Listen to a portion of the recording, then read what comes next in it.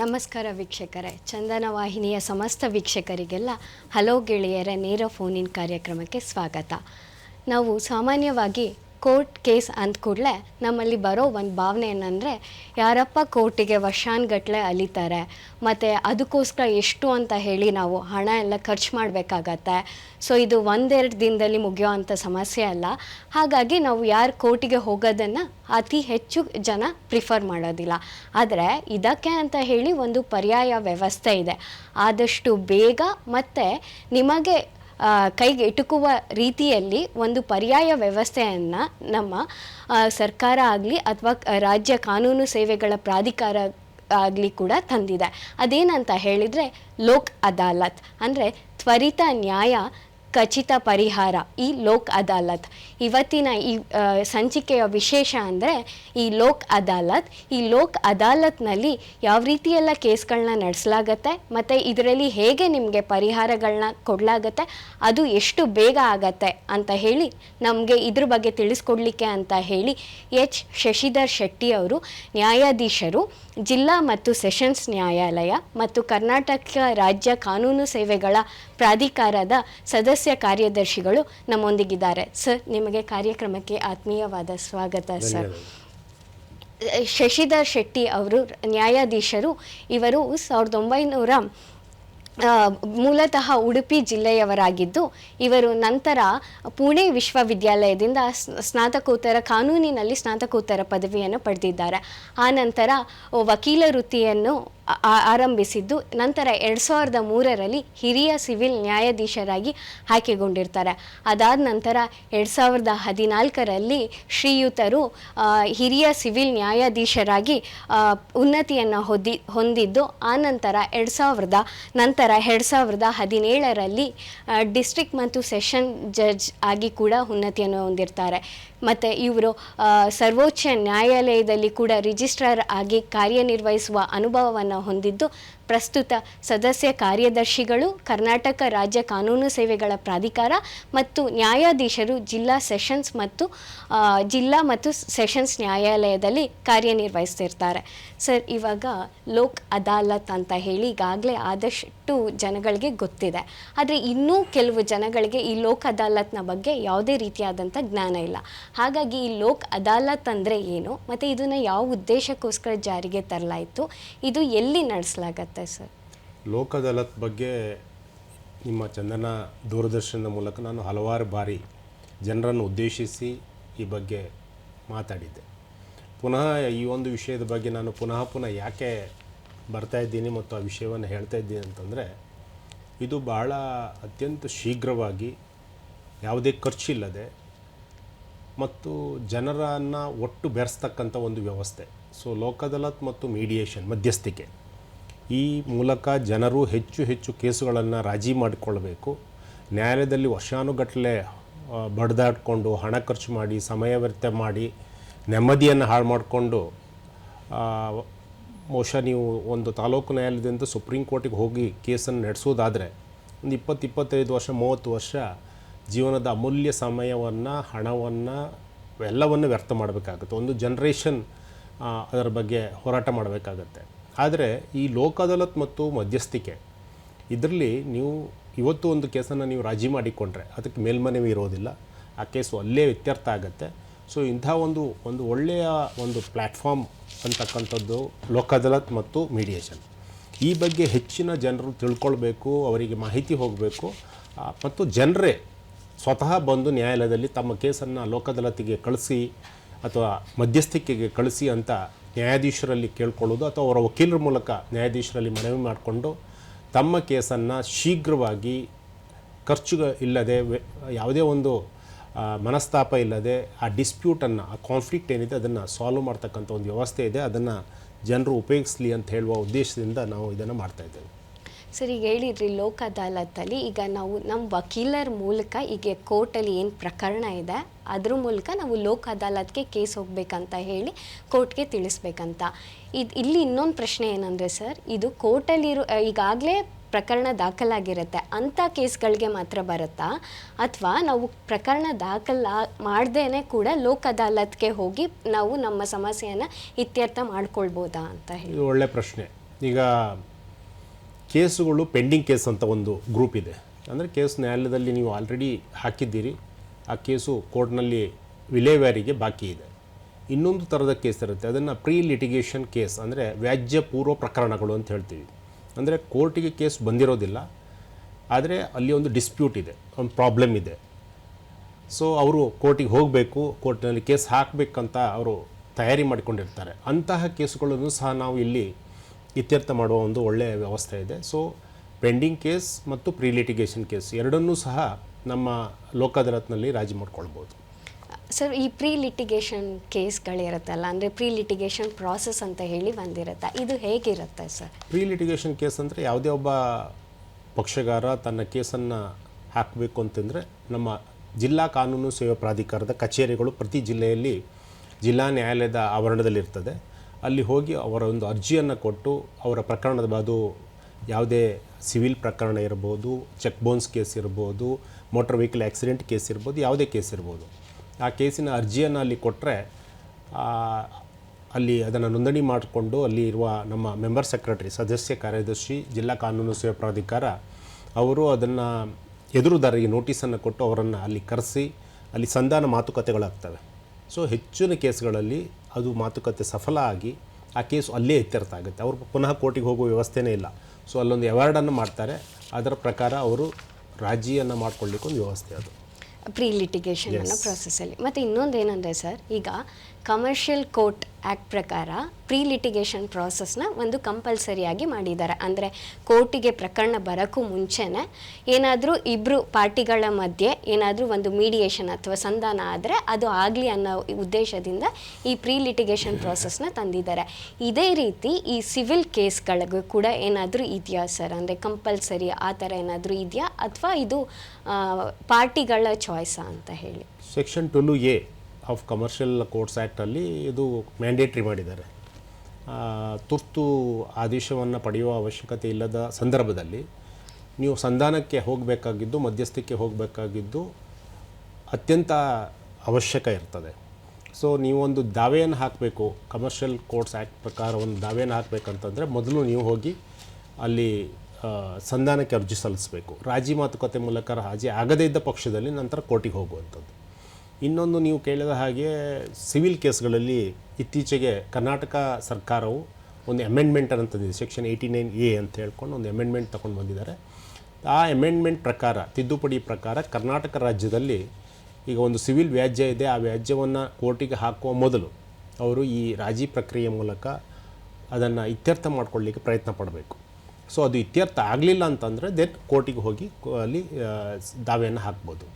So ಇದರ ಅರ್ಥ ಇವತ್ತು ಮಧ್ಯಸ್ಥಿಕೆ ಅಂತಕ್ಕಂಥದ್ದು ಮತ್ತು ಲೋಕ್ ಅದಾಲತ್ ಅಂತಕ್ಕಂಥದ್ದನ್ನು ಸರ್ಕಾರ ಇರ್ಬೋದು, ಬೇರೆ ಇಲಾಖೆಯವರು ಇರ್ಬೋದು, ಹೆಚ್ಚು ಅದಕ್ಕೆ ಒತ್ತನ್ನು ಕೊಡ್ತಾ ಇದ್ದಾರೆ. ಅದರ ಕಾರಣ ಇಷ್ಟೇ, ಅದರಲ್ಲಿ ಅತ್ಯಂತ ಶೀಘ್ರವಾಗಿ ಹೆಚ್ಚು ಖರ್ಚು ವೆಚ್ಚ ಇಲ್ಲದೆ ಕೇಸನ್ನು ರಾಜಿ ಮಾಡಿಕೊಳ್ಳಿಕ್ಕೆ ಮತ್ತು ಉಭಯ ಪಕ್ಷಗಾರರು ಅವರು ಸ್ವತಃ ನಿರ್ಣಯ ಮಾಡ್ತಕ್ಕಂಥದ್ದು. ಲೋಕ್ ಅದಾಲತ್ತಿನ ವೈಶಿಷ್ಟ್ಯ ಅಂತಂದರೆ ಅಲ್ಲಿ ಯಾರೂ ಅವರಿಗೆ ಒತ್ತಡ ಹಾಕೋದಿಲ್ಲ, ಈ ಥರನೇ ಮಾಡಬೇಕು ಅಂತ ಹೇಳೋದಿಲ್ಲ. ಅವರಿಗೆ ಸಂಧಾನಕಾರರು ಅವರಿಗೆ ತಿಳಿ ಹೇಳ್ತಾರೆ ಯಾವ ರೀತಿ ನೀವು ರಾಜಿ ಮಾಡ್ಕೊಳ್ಬೋದು, ಅದರ ಉಪಯೋಗ ಏನು ಅಂತಕ್ಕಂಥದ್ದನ್ನು ಹೇಳ್ತಾರೆ. ಅದನ್ನು ಅರ್ಥ ಮಾಡಿಕೊಂಡು ಪಕ್ಷಗಾರರೇ ತಮಗೆ ಬೇಕಾದ ಹಾಗೆ ಅದು ರಾಜಿಯನ್ನು ಹೇಗೆ ಮಾಡ್ಕೊಳ್ಬೋದು ಅಂಥೇಳಿ ಅವರು ಟರ್ಮ್ಸ್ ಆಫ್ ಸೆಟಲ್ಮೆಂಟ್ ಅಂತ ಹೇಳ್ತೀವಿ, ಅದನ್ನು ಮಾಡಿಕೊಂಡು ರಾಜಿ ಮಾಡ್ಕೊಳ್ತಾರೆ.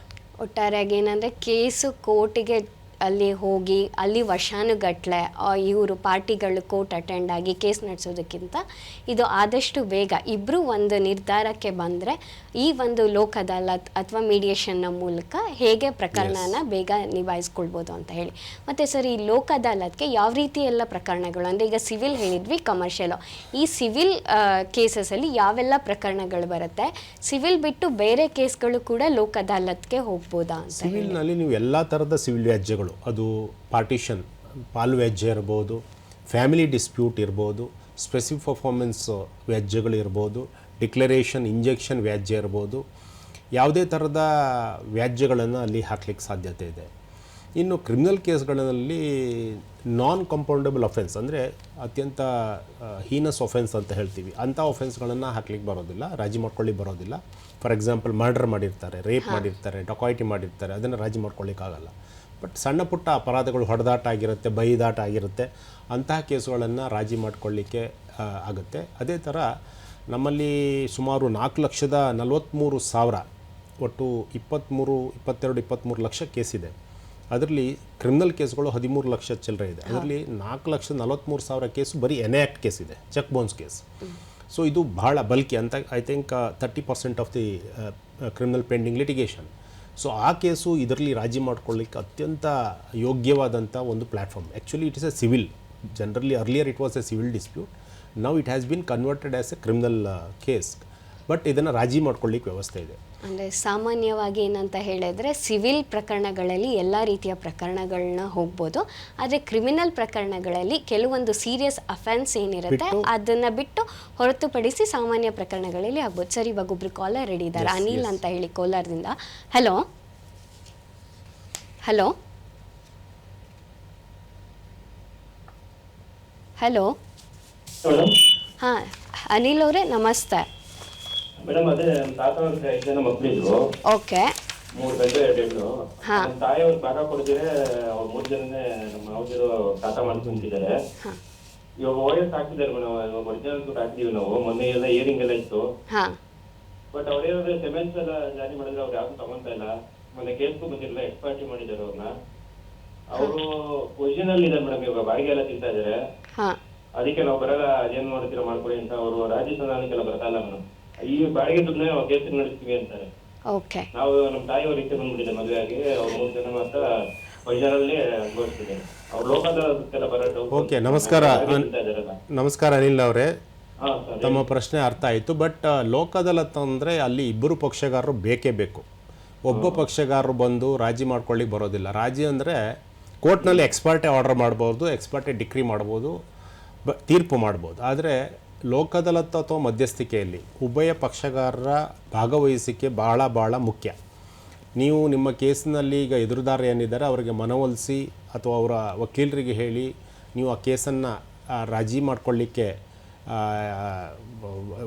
ನ್ಯಾಯಾಧೀಶರ ಮುಂದೆ ಹೇಳಿದರೆ ಅವರು ಅದನ್ನು ಲೋಕ್ ಅದಾಲತಿಗೆ ಕಳಿಸ್ಬೋದು. ಅದು ಗೊತ್ತಾಯಿತು, ಎಷ್ಟೇ ಜನ ಇರಲಿ. ಅದರಲ್ಲಿ ಅಟ್ಲೀಸ್ಟ್ ಅವರ ಏನು ಸೀನಿಯರ್ಸ್ ಇರ್ತಾರೆ ಅವರು ಬರಬೇಕಾಗತ್ತೆ. ಬಟ್ ರಾಜಿ ಸಂಧಾನದ ರಾಜಿ ಅರ್ಜಿಗೆ ಪ್ರತಿಯೊಬ್ಬ ಪಕ್ಷಗಾರ ಸಹಿ ಮಾಡಬೇಕಾಗತ್ತೆ. ಇಲ್ಲಾಂದರೆ ಏನಾಗುತ್ತೆ ಅಂದರೆ ಲೋಕ್ ಅದಾಲತ್ನ ಆದ ರಾಜಿಯನ್ನು ನಾಳೆ ಹೈಕೋರ್ಟ್ನಲ್ಲಿ ಅವರು ಪ್ರಶ್ನಿಸಬಹುದು. ಸೊ ಅದಕ್ಕೆ ನಾವು ಅವಕಾಶ ಮಾಡಿಕೊಳ್ಳಿಕ್ಕೆ ಬರೋದಿಲ್ಲ. ರಾಜಿ ಅಂತಂದ್ರೆ ಅದು ಬೇರೆ ಸರ್. ಅದು ನಾನು ಆ ವಿಷಯಕ್ಕೆ ಹೋಗ್ತಾ ಇಲ್ಲ. ನಾನು ಹೇಳ್ತಾ ಇರೋದು ನಿಮಗೆ ಲೋಕ್ ಅದಾಲತ್ ಹೇಗೆ ಮಾಡ್ಬೋದು, ಪಕ್ಷಗಾರರ ಭಾಗವಹಿಸಿಕೆ ಅಗತ್ಯ ಅಂತ ನಿಮಗೆ ಆ ವಿಷಯವನ್ನು ಹೇಳ್ತಿದ್ದೇನೆ. ಅಂದರೆ ಇಬ್ಬರು ಕೂಡ ಎರಡೂ ಪಕ್ಷದವರ ಅಂದರೆ ಕೇಸ್ ಹಾಕಿರೋರು ಮತ್ತು ಅಪೋಸಿಟ್ ಪಾರ್ಟಿ ಏನಿರ್ತಾರೆ ಅವರಿಬ್ಬರು ಕೂಡ ಇಚ್ಛೆ ಪಟ್ಟು ಈ ಸಂಧಾನಕ್ಕೆ ಅಂತ ಹೇಳಿ ಒಪ್ಕೊಂಡ್ರೆ ಆಗ ಈ ಲೋಕ್ ಅದಾಲತಲ್ಲಿ ನಿಮ್ಮ ಕೇಸ್ನ ಪ್ರಕರಣನ ಇತ್ಯರ್ಥ ಮಾಡಲಾಗತ್ತೆ. ಸರ್, ಇತ್ತೀಚೆಗೆ ಸುಪ್ರೀಂ ಕೋರ್ಟು ಒಂದು ವಿಶೇಷ ಲೋಕ್ ಅದಾಲತ್ ಅಂತ ಹೇಳಿ ಇದು ನಡೆಸ್ತಿದೆ ಸರ್ ಇವಾಗ. ಮತ್ತು ನಮ್ಮಲ್ಲಿ ಕೂಡ ಹೆಚ್ಚಾಗಿ ಲೋಕ್ ಅದಾಲತ್ ಅಂದರೆ ಪ್ರಕರಣಗಳನ್ನ ವಿಲೇವಾರಿ ಮಾಡಲಿಕ್ಕೆ ಹೈಕೋರ್ಟಲ್ಲಾಗಲಿ ಮತ್ತು ಸೆಷನ್ಸ್ ಕೋರ್ಟ್ಗಳಲ್ಲಾಗಲಿ ಅಂದರೆ ರಾಷ್ಟ್ರೀಯ ಲೋಕ್ ಅದಾಲತ್ ಈ ರೀತಿ ಬೇರೆ ಬೇರೆ ರೀತಿಯ ಲೋಕ್ ಅದಾಲತ್ ಕಾರ್ಯಕ್ರಮಗಳನ್ನ ನಡೆಸ್ತಿದ್ದೀರಾ ಸರ್. ಇದ್ರ ಬಗ್ಗೆ ಏನು ಹೇಳ್ತೀರಾ ಸರ್? ನೀವು ಹೇಳಿದಾಗೆ ಲೋಕ್ ಅದಾಲತ್ತು ಒಂದು ರಾಷ್ಟ್ರೀಯ ಲೋಕ್ ಅದಾಲತ್, ವರ್ಷಕ್ಕೆ 4 ರಾಷ್ಟ್ರೀಯ ಲೋಕ್ ಅದಾಲತ್, ಒಂದು ನ್ಯಾಷನಲ್ ಲೋಕ್ ಅದಾಲತ್ ಮಾಡ್ತೀವಿ. ಇನ್ನೊಂದು ಸ್ಪೆಷಲ್ ಲೋಕ್ ಅದಾಲತ್ ಅಂತ ಬೇರೆ ಬೇರೆ ಕೇಸಿಗೆ. ಲಾಸ್ಟ್ ಟೈಮ್ ನಾವು ಈ ಡೆಟ್ ಟ್ರೈಬ್ಯುನಲ್ಲಿರ್ತಕ್ಕಂಥ ಡೆಟ್ ರಿಕವರಿ ಟ್ರೈಬ್ಯುನಲ್ಲಿರ್ತಕ್ಕಂಥ ಕೇಸ್ಗಳನ್ನು ಬಗ್ಗೆ, ಆಮೇಲೆ ಸೀನಿಯರ್ ಸಿಟಿಜನ್ ಟ್ರೈಬ್ಯುನಲಲ್ಲಿ AC ಕೋರ್ಟ್ನಲ್ಲಿ ಮತ್ತು DC ಕೋರ್ಟ್ನಲ್ಲಿ ಸೀನಿಯರ್ ಸಿಟಿಜನ್ಗೆ ಸಂಬಂಧಪಟ್ಟ ಕೇಸ್ಗಳಿತ್ತು. ಅದರ ಬಗ್ಗೆ ಒಂದು ವಿಶೇಷ ಲೋಕ್ ಅದಾಲತ್ ಅಂತ ಮಾಡಿದ್ವಿ. ಅದೇ ಥರ ಲ್ಯಾಂಡ್ ಅಕ್ವಿಷನ್ ಕೇಸಸ್ ಇದ್ದಾವೆ. ನಮ್ಮ KBJNL ಇದರ ರಿಕವರಿ, KNNL ಬೇರೆ ಬೇರೆ ನಿಗಮಗಳು ಎಕ್ವೈರಿ ಮಾಡ್ತಕ್ಕಂಥ ರೆವಿನ್ಯೂ ಮತ್ತು ಇರಿಗೇಷನ್ ಡಿಪಾರ್ಟ್ಮೆಂಟ್ಗೆ ಸಂಬಂಧಪಟ್ಟ ಕೇಸ್ಗಳು ಬೇರೆ ಬೇರೆ ಜಿಲ್ಲೆಗಳಲ್ಲಿ ತುಂಬ ಇದ್ದಾವೆ. ಕೆಲವೊಂದು ಜಿಲ್ಲೆಯಲ್ಲಿ 13-15 ಸಾವಿರ ಕೇಸುಗಳಿದ್ದಾವೆ. ಆ ಕೇಸುಗಳನ್ನು ಸಹ ರಾಜಿ ಮಾಡಿಕೊಳ್ಳೋ ಬಗ್ಗೆ ಸ್ಪೆಷಲ್ ಲೋಕ್ ಅದಾಲತ್ ಮಾಡ್ತೀವಿ. ಇನ್ನೊಂದು ನಾವು ಈ ರಾಷ್ಟ್ರೀಯ ಲೋಕ್ ಅದಾಲತ್. ಈ ಸ್ಪೆಷಲ್ ಲೋಕ ಅದಾಲತ್ ಜೊತೆಗೆ ಈ ಸಲ ಒಂದು ವಿಶೇಷವಾಗಿ ಸರ್ವೋಚ್ಚ ನ್ಯಾಯಾಲಯದಲ್ಲಿ ಸಮಾಧಾನ ಸಮಾರೋಹ ಅಂತ ಹೇಳಿ ಒಂದು ಲೋಕ ಅದಾಲತನ್ನು ಸರ್ವೋಚ್ಚ ನ್ಯಾಯಾಲಯದಲ್ಲಿ ಮಾಡ್ತಾಯಿದ್ದಾರೆ. ಇದನ್ನು ಮೊದಲು ಮಾಡಿದರು 24ರಲ್ಲೂ ಆಗಿತ್ತು, ಅದಕ್ಕೆ ಹಿಂದೂ ಆಗಿತ್ತು. 2024ರಲ್ಲಿ ಅಲ್ಲಿ ಮಾಡಿದಾಗ ಸುಮಾರು 1000ಕ್ಕೂ ಹೆಚ್ಚು ಕೇಸುಗಳು ರಾಜಿಯಾಗಿದ್ದವು. ಈ ಲೋಕ ಅದಾಲತನ್ನು ಮೊನ್ನೆ ಏಪ್ರಿಲ್ 21ರಿಂದ ಪ್ರಾರಂಭ ಮಾಡಿದ್ದಾರೆ. ಇದು ಕನ್ಕ್ಲೂಡ್ ಆಗ್ತಕ್ಕಂಥದ್ದು ಆಗಸ್ಟ್ 21, 22, 23, 2026. ಈ 4 ತಿಂಗಳಲ್ಲಿ ನಾವು ಅದಕ್ಕೆ ಪೂರ್ವ ತಯಾರಿಗಳನ್ನು ಮಾಡಬೇಕಾಗತ್ತೆ. ಈಗಾಗಲೇ ಕರ್ನಾಟಕಕ್ಕೆ ಸಂಬಂಧಪಟ್ಟ ಹಾಗೆ 4328 ಕೇಸ್ಗಳನ್ನು ಸರ್ವೋಚ್ಚ ನ್ಯಾಯಾಲಯದವರೇ ಐಡೆಂಟಿಫೈ ಮಾಡಿ ರಾಜಿ ಮಾಡಿಕೊಳ್ಳಬಹುದಾದಂಥ ಕೇಸುಗಳು ಐಡೆಂಟಿಫೈ ಮಾಡಿ ಆ ಲೀಸ್ಟನ್ನು ನಮಗೆ ಕಳಿಸ್ಕೊಟ್ಟಿದ್ದಾರೆ. ನಾವು ಡಿಸ್ಟಿಕ್ ವೈಸಿಗೆ ಅದನ್ನು ಬೇರೆ ಬೇರೆ ರಾಜ್ಯಕ್ಕೆ ಜಿಲ್ಲೆಗೆ ಸಂಬಂಧಪಟ್ಟ ಹಾಗೆ ನಾವು ಕಳಿಸ್ಕೊಟ್ಟಿದ್ದೀವಿ. ಅದರಲ್ಲಿ ಸುಮಾರು 937 ಕೇಸುಗಳು ಸರ್ಕಾರದ ಸಂಬಂಧಪಟ್ಟದ್ದು, ಅಂದರೆ ಸರ್ಕಾರ ಪಿಟಿಷನರ್ ಆಗಿಯೋ ಅಥವಾ ರೆಸ್ಪಾಂಡೆಂಟ್ ಆಗಿಯೋ ಪಾರ್ಟಿಯಾಗಿದ್ದಾರೆ. ಈ ಬಗ್ಗೆ ನಾವು ಪೂರ್ವ ತಯಾರಿಗಳನ್ನು ಮಾಡ್ಕೊಂಡಿದ್ದೀವಿ.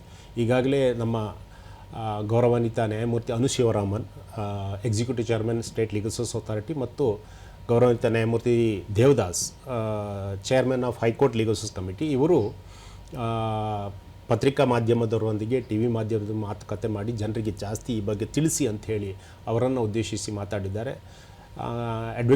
ಗೌರವಾನ್ವಿತ ಅಡ್ವೊಕೇಟ್ ಜನರಲ್ ಅವರವರ ಜೊತೆಗೆ ಮತ್ತು ಇತರೆ ಸರ್ಕಾರಿ ಅಧಿಕಾರಿಗಳ ಜೊತೆಗೂ ಸಹ ಇದರ ಬಗ್ಗೆ ಮೀಟಿಂಗನ್ನು ಮಾಡಿ ಸರ್ಕಾರಕ್ಕೆ ಸಂಬಂಧಪಟ್ಟ ಕೇಸುಗಳನ್ನು ರಾಜಿ ಮಾಡಿಕೊಳ್ಳುವಲ್ಲಿ ಅವರ ಪಾತ್ರ ಏನು ಮತ್ತು ಹೇಗೆ ರಾಜಿ ಮಾಡಿಕೊಳ್ಬೋದು ಅದರ ಬಗ್ಗೆ ಕ್ರಮ ತಗೊಳ್ಳಿ ಅಂಥೇಳಿ ಅವರಿಗೂ ಸಹ ತಿಳಿಸಿ ಹೇಳಿದ್ದಾರೆ.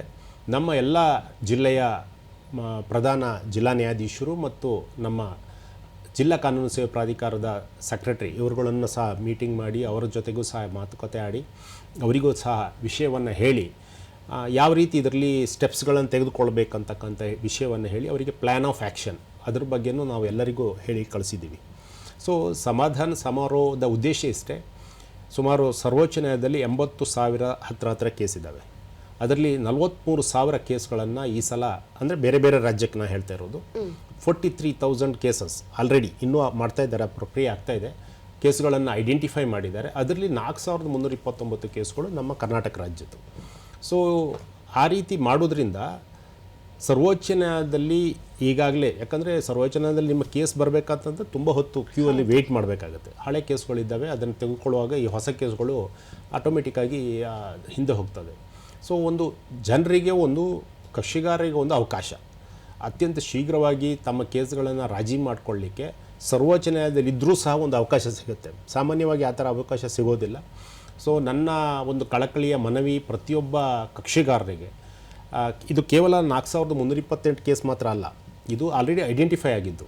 ಸರ್ವೋಚ್ಚ ನ್ಯಾಯಾಲಯದವರು ಇದ್ರ ಬಗ್ಗೆ ಪುನಃ ಏನು ತಿಳಿಸಿ ಹೇಳಿದ್ದಾರೆ ಅಂತಂದರೆ, ಯಾರಾದರೂ ಕಕ್ಷಿಗಾರರು ತಮ್ಮ ಕೇಸ್ ಸುಪ್ರೀಂ ಕೋರ್ಟ್ನಲ್ಲಿದೆ, ನಾನು ಅದನ್ನು ರಾಜಿ ಮಾಡ್ಕೊಳ್ಳಿಕ್ಕೆ ಇಷ್ಟಪಡ್ತೇನೆ, ಅದು ಫ್ಯಾಮಿಲಿ ಮ್ಯಾಟರ್ ಇರ್ಬೋದು, ಚೆಕ್ ಬೌನ್ಸ್ ಕೇಸ್ ಇರ್ಬೋದು, ಸಿವಿಲ್ ವ್ಯಾಜ್ಯ ಇರ್ಬೋದು ಅಂತ ಅವರಿಗೆ ಇಚ್ಛೆ ಪಟ್ಟಲ್ಲಿ ಅವರು ಆ ಗೂಗಲ್ ಫಾರ್ಮನ್ನು ನಮ್ಮ ಕಾಲ್ಸಾ ವೆಬ್ಸೈಟಲ್ಲಿದೆ, ನಾಲ್ಸಾ ವೆಬ್ಸೈಟಲ್ಲೂ ಇದೆ, ನ್ಯಾಷನಲ್ ಲೀಗಲ್ ಸರ್ವಿಸ್ ಅಥಾರಿಟಿ ಮತ್ತು Karnataka state legal service authority ವೆಬ್ಸೈಟ್ನಲ್ಲಿ ಆ ಒಂದು ಗೂಗಲ್ ಲಿಂಕ್ ಇದೆ.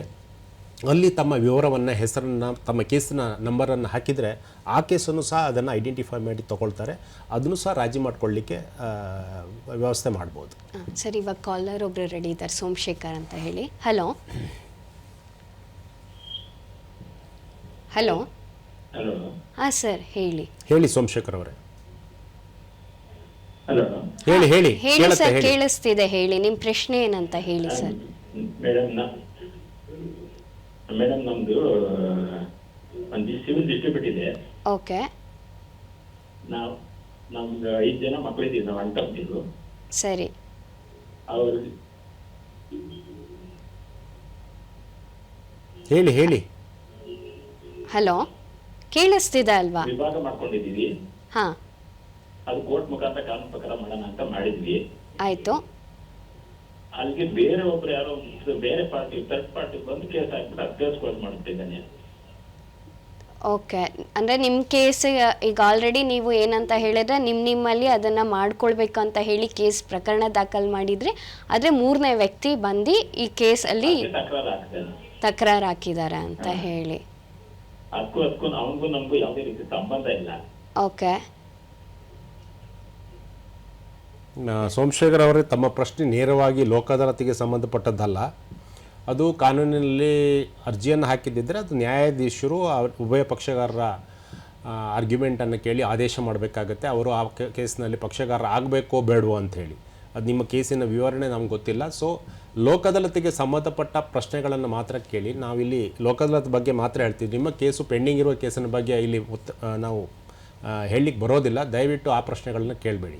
ಲೋಕ ಅದಾಲತ್ನಲ್ಲಿ ನೀವು ರಾಜಿ ಮಾಡ್ಕೊಳ್ಳಿಕ್ಕೆ ಇಷ್ಟ ಇದ್ದರೆ ನೀವು ಉಭಯ ಪಕ್ಷಗಾರರು ನ್ಯಾಯಾಲಯದಲ್ಲಿ ಅಥವಾ ನಿಮ್ಮ ವಕೀಲರ ಮೂಲಕ ನ್ಯಾಯಾಲಯದಲ್ಲಿ ಮನವಿ ಮಾಡಿಕೊಂಡು ಆ ಕೇಸನ್ನು ಲೋಕ ಅದಾಲತ್ಗೆ ಕಳಿಸ್ಕೊಳ್ಳಿಕ್ಕೆ ಮತ್ತು ಅಲ್ಲಿ ಇತ್ಯರ್ಥ ಮಾಡಿಕೊಳ್ಳಿಕ್ಕೆ ವ್ಯವಸ್ಥೆ ಇದೆ. ಅಂದರೆ ಇವಾಗ ಅವ್ರು ಏನು ಹೇಳ್ತಿದ್ದಾರೆ ಅಂತಂದರೆ ಥರ್ಡ್ ಪರ್ಸನ್ ಈಗ ಆಲ್ರೆಡಿ ಬಂದು ಅದೇ ಕೋರ್ಟು ಇದರಲ್ಲಿ ಡಿಸೈಡ್ ಮಾಡಬೇಕು. ಅದನ್ನು ಹೊರತುಪಡಿಸಿ ನಿಮ್ಮಲ್ಲೇ ನೀವೇನಾದರೂ ಪ್ರಕರಣನ ಇತ್ಯರ್ಥ ಮಾಡ್ಕೊಳ್ತೀರಿ ಅಂದರೆ ಆಗ ಕೋರ್ಟ್ಗೆ ತಿಳಿಸಿದರೆ ಲೋಕ ಅದಾಲತ್ನಲ್ಲಿ ನಿಮ್ಮ ಪ್ರಕರಣ ಇತ್ಯರ್ಥ ಆಗತ್ತೆ. ಇಲ್ಲ ಅಂತ ಹಲೋ ಹಲೋ ಹಲೋ ನಮಸ್ತೆ ಮೇಡಮ್, ಹೇಳಿ. ತುಂಬಾ ಚೆನ್ನಾಗಿ ವಿಷಯ ತಿಳಿಸ್ತಾ ಇದ್ದೀರಾ ಸರ್. ಹೇಳಿ. ನಮಸ್ತೆ, ಹೇಳಿ. ಲೋಕ ಅದಾಲತ್ ಅಂತ ಮಾಡ್ತಾರಲ್ಲ ಸರ್, ಒಂದು ಊರಿನಲ್ಲಿ ವರ್ಷಕ್ಕೆ ಎಷ್ಟು ಸತಿ ಮಾಡ್ಬೋದು ಅಂತ ಸರ್, ಇದು ಮೇನ್ ಅನ್ಸುತ್ತೆ. ಎಷ್ಟು ಸತಿ ಮಾಡ್ಬೋದು ಅಂತ ಸರ್, ಇದೊಂದು ಸರ್ಕಾರನೇ ನಡೆಸೋ ಕಾರ್ಯಕ್ರಮನ ಇದು ಸರ್. ಇದು ಲೋಕ ಅದಾಲತ್ ಮಾಡೋದ್ರಿಂದ ಲಾಯರ್ಗಳೇನಾದ್ರು ಆದಾಯದಲ್ಲಿ ಏರುಪೇರು ಆಗುತ್ತೆ ಸರ್? ಉಷಾ ಮೇಡಮ್, ಒಳ್ಳೆ ಪ್ರಶ್ನೆ ಕೇಳಿದ್ದೀರಿ. ಲೋಕ ಅದಾಲತ್ ನಾನು ನಿಮ್ಗೆ ಆಗಲೇ ಹೇಳಿದೆ, ನಮ್ಮಲ್ಲಿ ಒಟ್ಟು 4 ತಿಂಗಳಿಗೆ ಒಂದು ಲೋಕ ಅದಾಲತ್, 4 ಮೆಗಾ ಲೋಕ ಅದಾಲತ್ ಅಥವಾ ನ್ಯಾಷನಲ್ ಲೋಕ ಅದಾಲತ್ ಅಥವಾ ರಾಷ್ಟ್ರೀಯ ಲೋಕ ಅದಾಲತನ್ನು ಮಾಡ್ತೀವಿ. ಅದು ನಾಲ್ಸದಿಂದ ನ್ಯಾಷನಲ್ ಲೀಗಲ್ ರಾಷ್ಟ್ರೀಯ ಕಾನೂನು ಸೇವಾ ಪ್ರಾಧಿಕಾರದವರ ನಿರ್ದೇಶನದ ಮೇರೆಗೆ ಎಲ್ಲ ರಾಜ್ಯದಲ್ಲಿ ಮಾಡ್ತಾರೆ. ಅದರ ಜೊತೆಗೆ ನಾವು ಕೆಲವೊಂದು ಸ್ಪೆಷಲ್ ಲೋಕ ಅದಾಲತ್ ಅಂತ ಮಾಡ್ತೀವಿ, ವಿಶೇಷ ಲೋಕ ಅದಾಲತ್ ಅಂತ. ಕೆಲವೊಂದು ವಿಂಗಡಣೆಗೆ ಒಳಪಟ್ಟಂಥ ಕೇಸುಗಳಿಗೆ ಸಂಬಂಧಪಟ್ಟ ಹಾಗೆ, ಅದು ಈಗ ಎನ್ಆಕ್ಟ್ ಕೇಸ್ಗಳಿಗೆ, ಚೆಕ್ ಬೌನ್ಸ್ ಕೇಸ್ಗಳಿಗೆ ಸಂಬಂಧಪಟ್ಟ ಹಾಗೆ ಸಪ್ರೇಟ್ ಮಾಡ್ತೀವಿ. ಫ್ಯಾಮಿಲಿ ಮ್ಯಾಟರ್ಸ್ ಇರ್ಬೋದು, ಲ್ಯಾಂಡ್ ಎಕ್ವಿಷನ್ ಕೇಸಸ್ ಇರ್ಬೋದು, ಮೋಟರ್ ವೆಹಿಕಲ್ ಅಪಘಾತದ ಕೇಸ್ ಇರ್ಬೋದು, ಈ ಥರ ಬೇರೆ ಬೇರೆ ಕೇಸುಗಳ ಸಂಬಂಧಪಟ್ಟಂಥ ಪ್ರಕರಣಗಳಿಗೆ ಸಂಬಂಧಪಟ್ಟ ಕೇಸುಗಳಲ್ಲಿ ರಾಜಿ ಮಾಡ್ಕೊಳ್ಳೋದು ಅದನ್ನು ಬೇರೆ. ಇನ್ನೊಂದು ಈ ಲೋಕ ಅದಾಲತ್ ಅಂತಕ್ಕಂಥದ್ದು ಜಿಲ್ಲಾ ನ್ಯಾಯಾಲಯದಲ್ಲಿ ಅಥವಾ ತಾಲೂಕು ನ್ಯಾಯಾಲಯದಲ್ಲಿ ಸಹ ಮಾಡ್ತಾರೆ. ಅಲ್ಲಿರ್ತಕ್ಕಂಥ ಜಿಲ್ಲಾ ಕಾನೂನು ಸೇವೆ ಪ್ರಾಧಿಕಾರದ ಚೇರ್ಮನ್ ಅವರು ಅಲ್ಲಿಯ ಒಂದು ಜಿಲ್ಲೆಗೆ ಸಂಬಂಧಪಟ್ಟ ಹಾಗೆ ವಿಶೇಷವಾದ ಲೋಕ ಅದಾಲತನ್ನು ಮಾಡಲಿಕ್ಕೂ ಸಹ ವ್ಯವಸ್ಥೆ ಇದೆ. ಅವರು ನಮ್ಮ ಕಾನೂನು ಸೇವೆ ರಾಜ್ಯ ಕಾನೂನು ಸೇವೆ ಪ್ರಾಧಿಕಾರಕ್ಕೆ ವಿಷಯವನ್ನು ತಿಳಿಸಿ ಅವರು ಸಹ ಅಲ್ಲಿ ಜಿಲ್ಲಾ ಮಟ್ಟದಲ್ಲಿ ಒಂದು ವಿಶೇಷ ಲೋಕ ಅದಾಲತ್ ಮಾಡಲಿಕ್ಕೂ ಸಹ ಇದೆ. ಮತ್ತು ಈ ಲೋಕ ಅದಾಲತ್ ಅಂತಕ್ಕಂಥದ್ದನ್ನು ಸರ್ಕಾರ ನೇರವಾಗಿ ಮಾಡೋದಿಲ್ಲ. ಇದನ್ನು ನಮ್ಮ ಕಾನೂನು ಸೇವೆ ಪ್ರಾಧಿಕಾರದವರು ಮಾಡ್ತಾರೆ. ಲೀಗಲ್ ಸರ್ವಿಸ್ ಅಥಾರಿಟೀಸ್ ಆ್ಯಕ್ಟ್ 1987 ಅಂತ ಹೇಳಿದೆ. ಆ ಕಾಯ್ದೆಯ ಅಡಿಯಲ್ಲಿ ರಾಷ್ಟ್ರೀಯ ಕಾನೂನು ಸೇವೆ ಪ್ರಾಧಿಕಾರ, ರಾಜ್ಯ ಕಾನೂನು ಸೇವೆ ಪ್ರಾಧಿಕಾರ, ಜಿಲ್ಲಾ ಕಾನೂನು ಸೇವೆ ಪ್ರಾಧಿಕಾರ ಮತ್ತು ತಾಲೂಕು ಕಾನೂನು ಸೇವಾ ಸಮಿತಿ, ಈ ಥರ 4 ಮಟ್ಟದಲ್ಲಿ ಮತ್ತು ಹೈಕೋರ್ಟ್ನಲ್ಲಿ ಮತ್ತು ಸುಪ್ರೀಂ ಕೋರ್ಟ್ನಲ್ಲಿ ಹೈಕೋರ್ಟ್ ಲೀಗಲ್ ಸರ್ವಿಸ್ ಕಮಿಟಿ ಹಾಗೂ supreme court legal service committee ಅಂತಿದೆ. ಇವರುಗಳು ಇದರ ಮೇಲ್ವಿಚಾರಣೆಯನ್ನು ನೋಡ್ತಾರೆ. ಲೋಕ ಅದಾಲತ್ ಅಂತಕ್ಕಂಥದ್ದು ಒಂದು ಆಲ್ಟರ್ನೇಟಿವ್ ಡಿಸ್ಪ್ಯೂಟ್ ರೆಸೊಲ್ಯೂಷನ್ ಸಿಸ್ಟಮ್. ಅದರ ಹೊಣೆಗಾರಿಕೆ, ಅದನ್ನು ನಡೆಸ್ತಕ್ಕಂಥ ಹೊಣೆಗಾರಿಕೆ ಕಾನೂನು ಸೇವಾ ಪ್ರಾಧಿಕಾರದ ಮೇಲಿದೆ. ಸೊ ನಾವು ಆ ವಿಷಯಕ್ಕೆ ಸಂಬಂಧಪಟ್ಟ ಹಾಗೆ, ಅಲ್ಲಿಯ ಅವಶ್ಯಕತೆಗೆ ಸಂಬಂಧಪಟ್ಟ ಹಾಗೆ ಲೋಕ ಅದಾಲತನ್ನು ನಾವು ನಡೆಸ್ತೀವಿ. ಸರ್, ಮತ್ತು ಈಗಾಗಲೇ ಹೇಳ್ತಿದ್ರಿ, ಇವಾಗ ಸುಪ್ರೀಂ ಕೋರ್ಟು ಒಂದಷ್ಟು ಇತ್ಯರ್ಥ ಆಗುವಂಥ ಪ್ರಕರಣಗಳನ್ನು ಒಂದಷ್ಟು ಗುರುತಿಸಿದೆ. ಸುಮಾರು 4,000 ಪ್ರಕರಣಗಳನ್ನು. ಅದನ್ನು ಇವಾಗ ವಿಶೇಷ ಲೋಕ ಅದಾಲತ್ನಲ್ಲಿ ನಡೆಸಾಗತ್ತೆ ಅಂತ. ಈ ನಮ್ಮ ಪ್ರಕರಣ ಕೂಡ ಇದರಲ್ಲಿದೆ. ನಮಗೆ ಹೇಗೆ ನಮ್ಮ ಪ್ರಕರಣ ಲೋಕ ಅದಾಲತ್ಗೆ ಹೋಗಿದೆ ಅಂತ ಹೇಳಿ ಈ ಪಕ್ಷಗಾರರ ಅಥವಾ ಪಾರ್ಟೀಸ್ಗೆ ಹೇಗೆ ಗೊತ್ತಾಗುತ್ತೆ ಸರ್? ಇದು ಒಳ್ಳೆ ಪ್ರಶ್ನೆ. ಈಗ ಇದಕ್ಕೇನು ಮಾಡಿದ್ದೀವಿ ಅಂತ ನಾನು ನಿಮ್ಗೆ ಹೇಳಿದ ಹಾಗೆ ಒಂದು ಪ್ಲ್ಯಾನ್ ಆಫ್ ಆ್ಯನ್ ಆ್ಯಕ್ಷನನ್ನು ಮಾಡಿದ್ದೀವಿ. ಅದನ್ನು ಎಲ್ಲರಿಗೂ ಕಳಿಸ್ಕೊಟ್ಟಿದ್ದೀವಿ, ಎಲ್ಲ ಜಿಲ್ಲೆಗೆ ಕಳಿಸಿಕೊಟ್ಟಿದ್ದೀವಿ. ಎಲ್ಲ ಜಿಲ್ಲೆಯಲ್ಲಿ ಪ್ರಧಾನ ಜಿಲ್ಲಾ ನ್ಯಾಯಾಧೀಶರು ನಮ್ಮ ಜಿಲ್ಲಾ ಕಾನೂನು ಸೇವೆ ಪ್ರಾಧಿಕಾರದ ಚೇರ್ಮನ್ ಆಗಿರ್ತಾರೆ. ಅದೇ ಥರ ಒಬ್ಬರು ಸೀನಿಯರ್ ಸಿವಿಲ್ ಜಡ್ಜ್ ಅವರು ಸೆಕ್ರೆಟರಿ ಇರ್ತಾರೆ. ಸೊ ಅವರುಗಳು ಮೇಲ್ವಿಚಾರಣೆಯಲ್ಲಿ ಪ್ರತಿಯೊಂದು ಜಿಲ್ಲೆಯಲ್ಲಿ ಕೆಲಸ ಆಗ್ತಾಯಿದೆ. ಈ ಕೇಸುಗಳ ಸಂಖ್ಯೆ ಎಷ್ಟೆಷ್ಟು ಜಿಲ್ಲೆಯಲ್ಲಿ ಎಷ್ಟೆಷ್ಟು ಕೇಸುಗಳು ಇದ್ದಾವೆ, ಈ 4,328 ಕೇಸ್ಗಳನ್ನು ವಿಂಗಡಣೆ ಮಾಡಿ ಅವರಿಗೆ ಕಳಿಸ್ಕೊಟ್ಟಿದ್ದೀವಿ. ಪಾರ್ಟಿ ಹೆಸರು, ಕೇಸ್ ನಂಬರ್, ಡೀಟೇಲ್ಸ್ ಎಲ್ಲ ಕೊಟ್ಟಿದ್ದೀವಿ. ಈಗ ಅವರಿಗೆ ನಾವು ಪುನಃ ಕೊಟ್ಟ ಸೂಚನೆ ಏನಂತಂತಂದರೆ, ಆ ಪಾರ್ಟಿಗಳನ್ನು ಇಮಿಡಿಯೇಟಾಗಿ ಅವರಿಗೆ ಒಂದು ಸ್ಪೆಷಲ್ ನೋಟಿಸನ್ನು ಕೊಡಬೇಕು. ಈ ಥರದೊಂದು ಸುಪ್ರೀಂ ಕೋರ್ಟ್ನಲ್ಲಿ ನಿಮ್ಮ ಪೆಂಡಿಂಗ್ ಕೇಸ್ ಇದೆ, ಆ ಕೇಸನ್ನು ನೀವು ರಾಜಿ ಮಾಡಿಕೊಳ್ಳೋದಾದರೆ ಇಂಥ ದಿವಸ ಅವರಿಗೊಂದು ಡೇಟ್ ಕೊಡ್ತಾರೆ, ಡೇಟ್ ಆ್ಯಂಡ್ ಟೈಮ್ ಕೊಡ್ತಾರೆ. ನೀವು ಆ ಒಂದು ಅಥವಾ ತಾಲೂಕು ಕಾನೂನು ಸೇವಾ ಸಮಿತಿ ಇರ್ಬೋದು, ಅಥವಾ ಜಿಲ್ಲಾ ಕಾನೂನು ಸೇವಾ ಪ್ರಾಧಿಕಾರ ಇರ್ಬೋದು, ಅಥವಾ ಹೈಕೋರ್ಟ್ ಲೀಗಲ್ ಸರ್ವಿಸ್ ಕಮಿಟಿ ಇರ್ಬೋದು. ಇಲ್ಲಿ ಬಂದು ನಿಮ್ಮ ಕೇಸನ್ನು ರಾಜಿ ಮಾಡ್ಕೊಳ್ಳೋ ಬಗ್ಗೆ ಒಂದು ಪೂರ್ವ ಈ ಮಾತುಕತೆ ಆಗಬೇಕಾಗತ್ತೆ. ಪ್ರೀ ಲಿಟಿಗೇಷನ್ ಸಿಟ್ಟಿಂಗ್ಸ್ ಅಂತ ನಾವು ಹೇಳ್ತೀವಿ. ಒಂದೇ ದಿವಸ ಅದು ರಾಜಿ ಆಗೋಲ್ಲ. ಯಾಕಂದರೆ ನಿಮ್ಗೆ ಗೊತ್ತಿದ್ದಾಗೆ ಒಂದು ಕೇಸು ತಾಲೂಕು ಮಟ್ಟದಿಂದ ಸುಪ್ರೀಂ ಕೋರ್ಟ್ವರೆಗೆ ಹೋಗಿದೆ ಅಂದರೆ ಸುಮಾರು ಜಿದ್ದಾಜಿದ್ದಿ ಇರ್ತದೆ. ಸೊ ಅಲ್ಲಿ ಒಂದು ಪ್ರೀ ಕನ್ಸಲ್ಟೇಷನ್ ಸಿಟ್ಟಿಂಗ್ 2-3 ಸಿಟ್ಟಿಂಗ್ಸ್ ಆಗಬೇಕಾಗತ್ತೆ. ಅಲ್ಲಿ ಅವರಿಗೆ ನಾವು ವಿಷಯವನ್ನು, ಅಲ್ಲಿ ಒಬ್ಬರು ಸೀನಿಯರ್ ಮೀಡಿಯೇಟರನ್ನು ಅಥವಾ ಪೆನಲ್ ಅಡ್ವೊಕೇಟನ್ನು ನಾವು ಸಂಧಾನಕಾರರಾಗಿ ಕೂರಿಸಿರ್ತೀವಿ. ಆ ಪಕ್ಷಗಾರರು ಬಂದವರು ಅಲ್ಲಿ ಕೂತು ಅವರೊಟ್ಟಿಗೆ ಮಾತಾಡಿ ಅವರಿಗೆ ವಿಷಯವನ್ನು ಹೇಳಿ, ನಿಮಗೆ ಸಾಧಕ ಬಾಧಕಗಳು ಏನು, ಈ ಕೇಸನ್ನು ನಡೆಸಿದ್ರೆ ಏನಾಗ್ಬೋದು, ಅಥವಾ ಈ ಕೇಸನ್ನು ನೀವು ರಾಜಿ ಮಾಡಿಕೊಂಡ್ರೆ ನಿಮ್ಗೇನು ಉಪಯೋಗ ಅಂತಕ್ಕಂಥದ್ದನ್ನು ಹೇಳಿ ಅವರಿಗೆ ಮನವರಿಕೆ ಆದರೆ, ಹೌದು ನಾನು ರಾಜಿ ಮಾಡ್ಕೊಳ್ಬೇಕು, ಇದು ಒಳ್ಳೆಯ ಕೇಸು ಅಂತ ಹೇಳಿ ಅವ್ರಿಗೆ ಮನವರಿಕೆ ಆದರೆ ಆ ಕೇಸು ಅವ್ರು ರಾಜಿ ಮಾಡಿಕೊಂಡ್ರೆ ಖಂಡಿತ ಅದು ಒಳ್ಳೆಯ ಒಂದು ಸದಾವಕಾಶ. ಇತ್ತೀಚೆಗೆ ಒಂದು ಸುಪ್ರೀಂ ಕೋರ್ಟ್ನ ಒಂದು ತೀರ್ಪು ಬಂತು. ಗಂಡ ಹೆಂಡತಿ ನಡುವೆ ಆದಂಥ ಜಗಳ ಹಲವಾರು ವರ್ಷ ಹೋರಾಟ ಮಾಡಿ ಸುಪ್ರೀಂ ಕೋರ್ಟಿಗೆ ಬಂದಾಗ ಸುಪ್ರೀಂ ಕೋರ್ಟ್ ಜಡ್ಜ್ಮೆಂಟಲ್ಲಿ ಬರೀತಾರೆ, ಅದು ಮಹಾಭಾರತ ಆಫ್ ಲಿಟಿಗೇಷನ್. ಗಂಡ ಹೆಂಡತಿ ಮೇಲೆ 14 ಕೇಸ್ ಹಾಕಿದ್ರು, ಹೆಂಡತಿ ಗಂಡ ಮೇಲೆ 16 ಕೇಸ್ ಹಾಕಿದ್ರು. ಅಂದರೆ ಕೌಟುಂಬಿಕ ಕಲಹಗಳ ವಿಷಯ ಬಗ್ಗೆ ತಿಳ್ಕೊಳ್ಳೋಣ, ಯಾಕಂದರೆ ಇದಕ್ಕೋಸ್ಕರ ಸಾಕಷ್ಟು ಜನ ಕಾಯ್ತಿರ್ತಾರೆ ಈ ಫ್ಯಾಮಿಲಿ ಮ್ಯಾಟರ್ಸ್ಗೆ. ಇವಾಗ ಕಾಲರ್ ಒಬ್ಬರು ರೆಡಿ ಇದ್ದಾರೆ ಸರ್, ಸುಮನಾ ಅಂತ ಹೇಳಿ ಬೆಂಗಳೂರಿಂದ. Hello hello. ಹಾಂ, ನಮಸ್ತೆ ಮೇಡಮ್, ಹೇಳಿ. ನಮಸ್ತೆ ಸರ್, ನಾನು ಸುಮನಾ ವಿಜಯಕುಮಾರಿಂದ. ಹೇಳಿ ಸುಮನಾ. ಲೋಕ ಅದಾಲತ್ ಬಗ್ಗೆ ಕೇಳಬೇಕಾಗಿತ್ತು. ಇವಾಗ ಒಂದು ಯಾವುದೋ ಕೇಸ್ ಹಾಕಿದೀವಿ. ಕೇಸ್ ಹಾಕಿರೋದ್ರಿಂದ ಇದು ಬಂದು 2 ಪಾರ್ಟಿನೂ ಸಹ ಲೋಕ ಅದಾಲತ್ತು, ಸ್ಪೆಷಲ್ ಲೋಕ ಅದಾಲತ್ಗೆ ಒಪ್ಕೊಂಡು ರಾಜಿಗೆ ಬರ್ತೀವಿ ಅಂತ ಹೇಳಿರ್ತಾರೆ. ಪರ್ಟಿಕ್ಯುಲರ್ ಡೇಟ್ ಕೊಡ್ತಾರೆ. ಅದು ಒಂದು ಸಲ ಬರ್ಲಿಲ್ಲ, ಏನೋ ಪರ್ಸನಲ್ ರೀಸನ್ ಅಂತಾರೆ. 2ನೇ ಸಲ ಹೇಳ್ತಾರೆ, ತಿರ್ಗಾ ಅವರು ಆ ಟೈಮ್ ತಗೊಳ್ತಾರೆ, ಆದ್ರೂ ಬರಲ್ಲ. 3ನೇ ಸಲನೂ ಬರಲ್ಲ. ಆ ಪಾರ್ಟಿ ಕೇಸ್ ಹಾಕಿದವ್ರು ಮಾತ್ರ ಬರ್ತಾರೆ. ಆ ಟೈಮ್ ನಲ್ಲಿ ಇದು ಆ ಕೋರ್ಟಿಂಗ್ ಟೈಮ್ ನ ವೇಸ್ಟ್ ಮಾಡೋದು, ಅಥವಾ ಕೇಸ್ ಹಾಕಿದವ್ರಿಗೆ ಏನೋ ಆಗ್ಬಿಡತ್ತೆ, ಇವತ್ ಡಿಸಿಷನ್ ಕೊಟ್ಟು ಬಿಡ್ತಾರೆ ಅನ್ನೋದು ಒಂದು ಮನೋಭಾವದಿಂದ ಬರ್ತಾರಲ್ಲ, ಅವಾಗ ಅವ್ರಿಗೂ ಪ್ರಾಬ್ಲಮ್ ಆಗತ್ತೆ. ಅಂತ ಟೈಮ್ಗಳಲ್ಲಿ ಬರ್ದೇ ಇರೋ ಪಾರ್ಟಿಗೆ ಏನಾದ್ರು ಪನಿಷ್ಮೆಂಟ್ ಕೊಡಬಹುದಾ, ಅಥವಾ ಅವರಿಗೆ ಬೇರೆ ಯಾವ್ದಾ ತರದಲ್ಲಾದ್ರೂ ಇದ್ರ ಬಗ್ಗೆ ವಿಚಾರಣೆಯಲ್ಲಿ ಏನಾದ್ರು ಅವ್ರಿಗೆ ಒಂದು ಅನಿಸಿಕೆಗಳನ್ನ ಕೋರ್ಟಿಂದ ಕೊಡಬಹುದು. ನಮಸ್ತೆ ಸುಮನಾ ಮೇಡಮ್, ನಿಮ್ಮ ಪ್ರಶ್ನೆ ಅರ್ಥ ಆಯಿತು. ನಾನು ಆಗಲೇ ಹೇಳಿದೆ, ಇದು ಯಾರ ಮೇಲೆ ಒತ್ತಡ ಮಾಡಿ ಫೋರ್ಸ್ ಮಾಡಿ ಕರ್ಕೊಂಡು ಬರ್ಲಿಕ್ಕೆ ಬರೋದಿಲ್ಲ. ಅದಕ್ಕೋಸ್ಕರ ಇಂತಹ ಕಾರ್ಯಕ್ರಮವನ್ನು ನಾವು ಮಾಡ್ತಿದ್ದೀವಿ. ಅಂದರೆ ಜನರಿಗೆ ಫಸ್ಟು ಅರಿವು ಮೂಡಿಸ್ಬೇಕು. ನಾವು ರಾಜಿ ಮಾಡ್ಕೊಳ್ಳುವಂಥದ್ದು ಒಂದು ಸದಾವಕಾಶ. ಅದು ಯಾರೋ ಜಡ್ಜಿ ಹೇಳಿದರು, ವಕೀಲರು ಹೇಳಿದರು, ಅಥವಾ ಎದುರು ಪಕ್ಷಗಾರರು ಹೇಳಿದರು ಅಂತ ಬರೋದಲ್ಲ. ನೀವು ಹೇಳಿದಾಗೆ ಅಂಥ ಕೇಸ್ಗಳು ಹಲವಾರು ಪ್ರಕರಣಗಳಿದ್ದಾವೆ.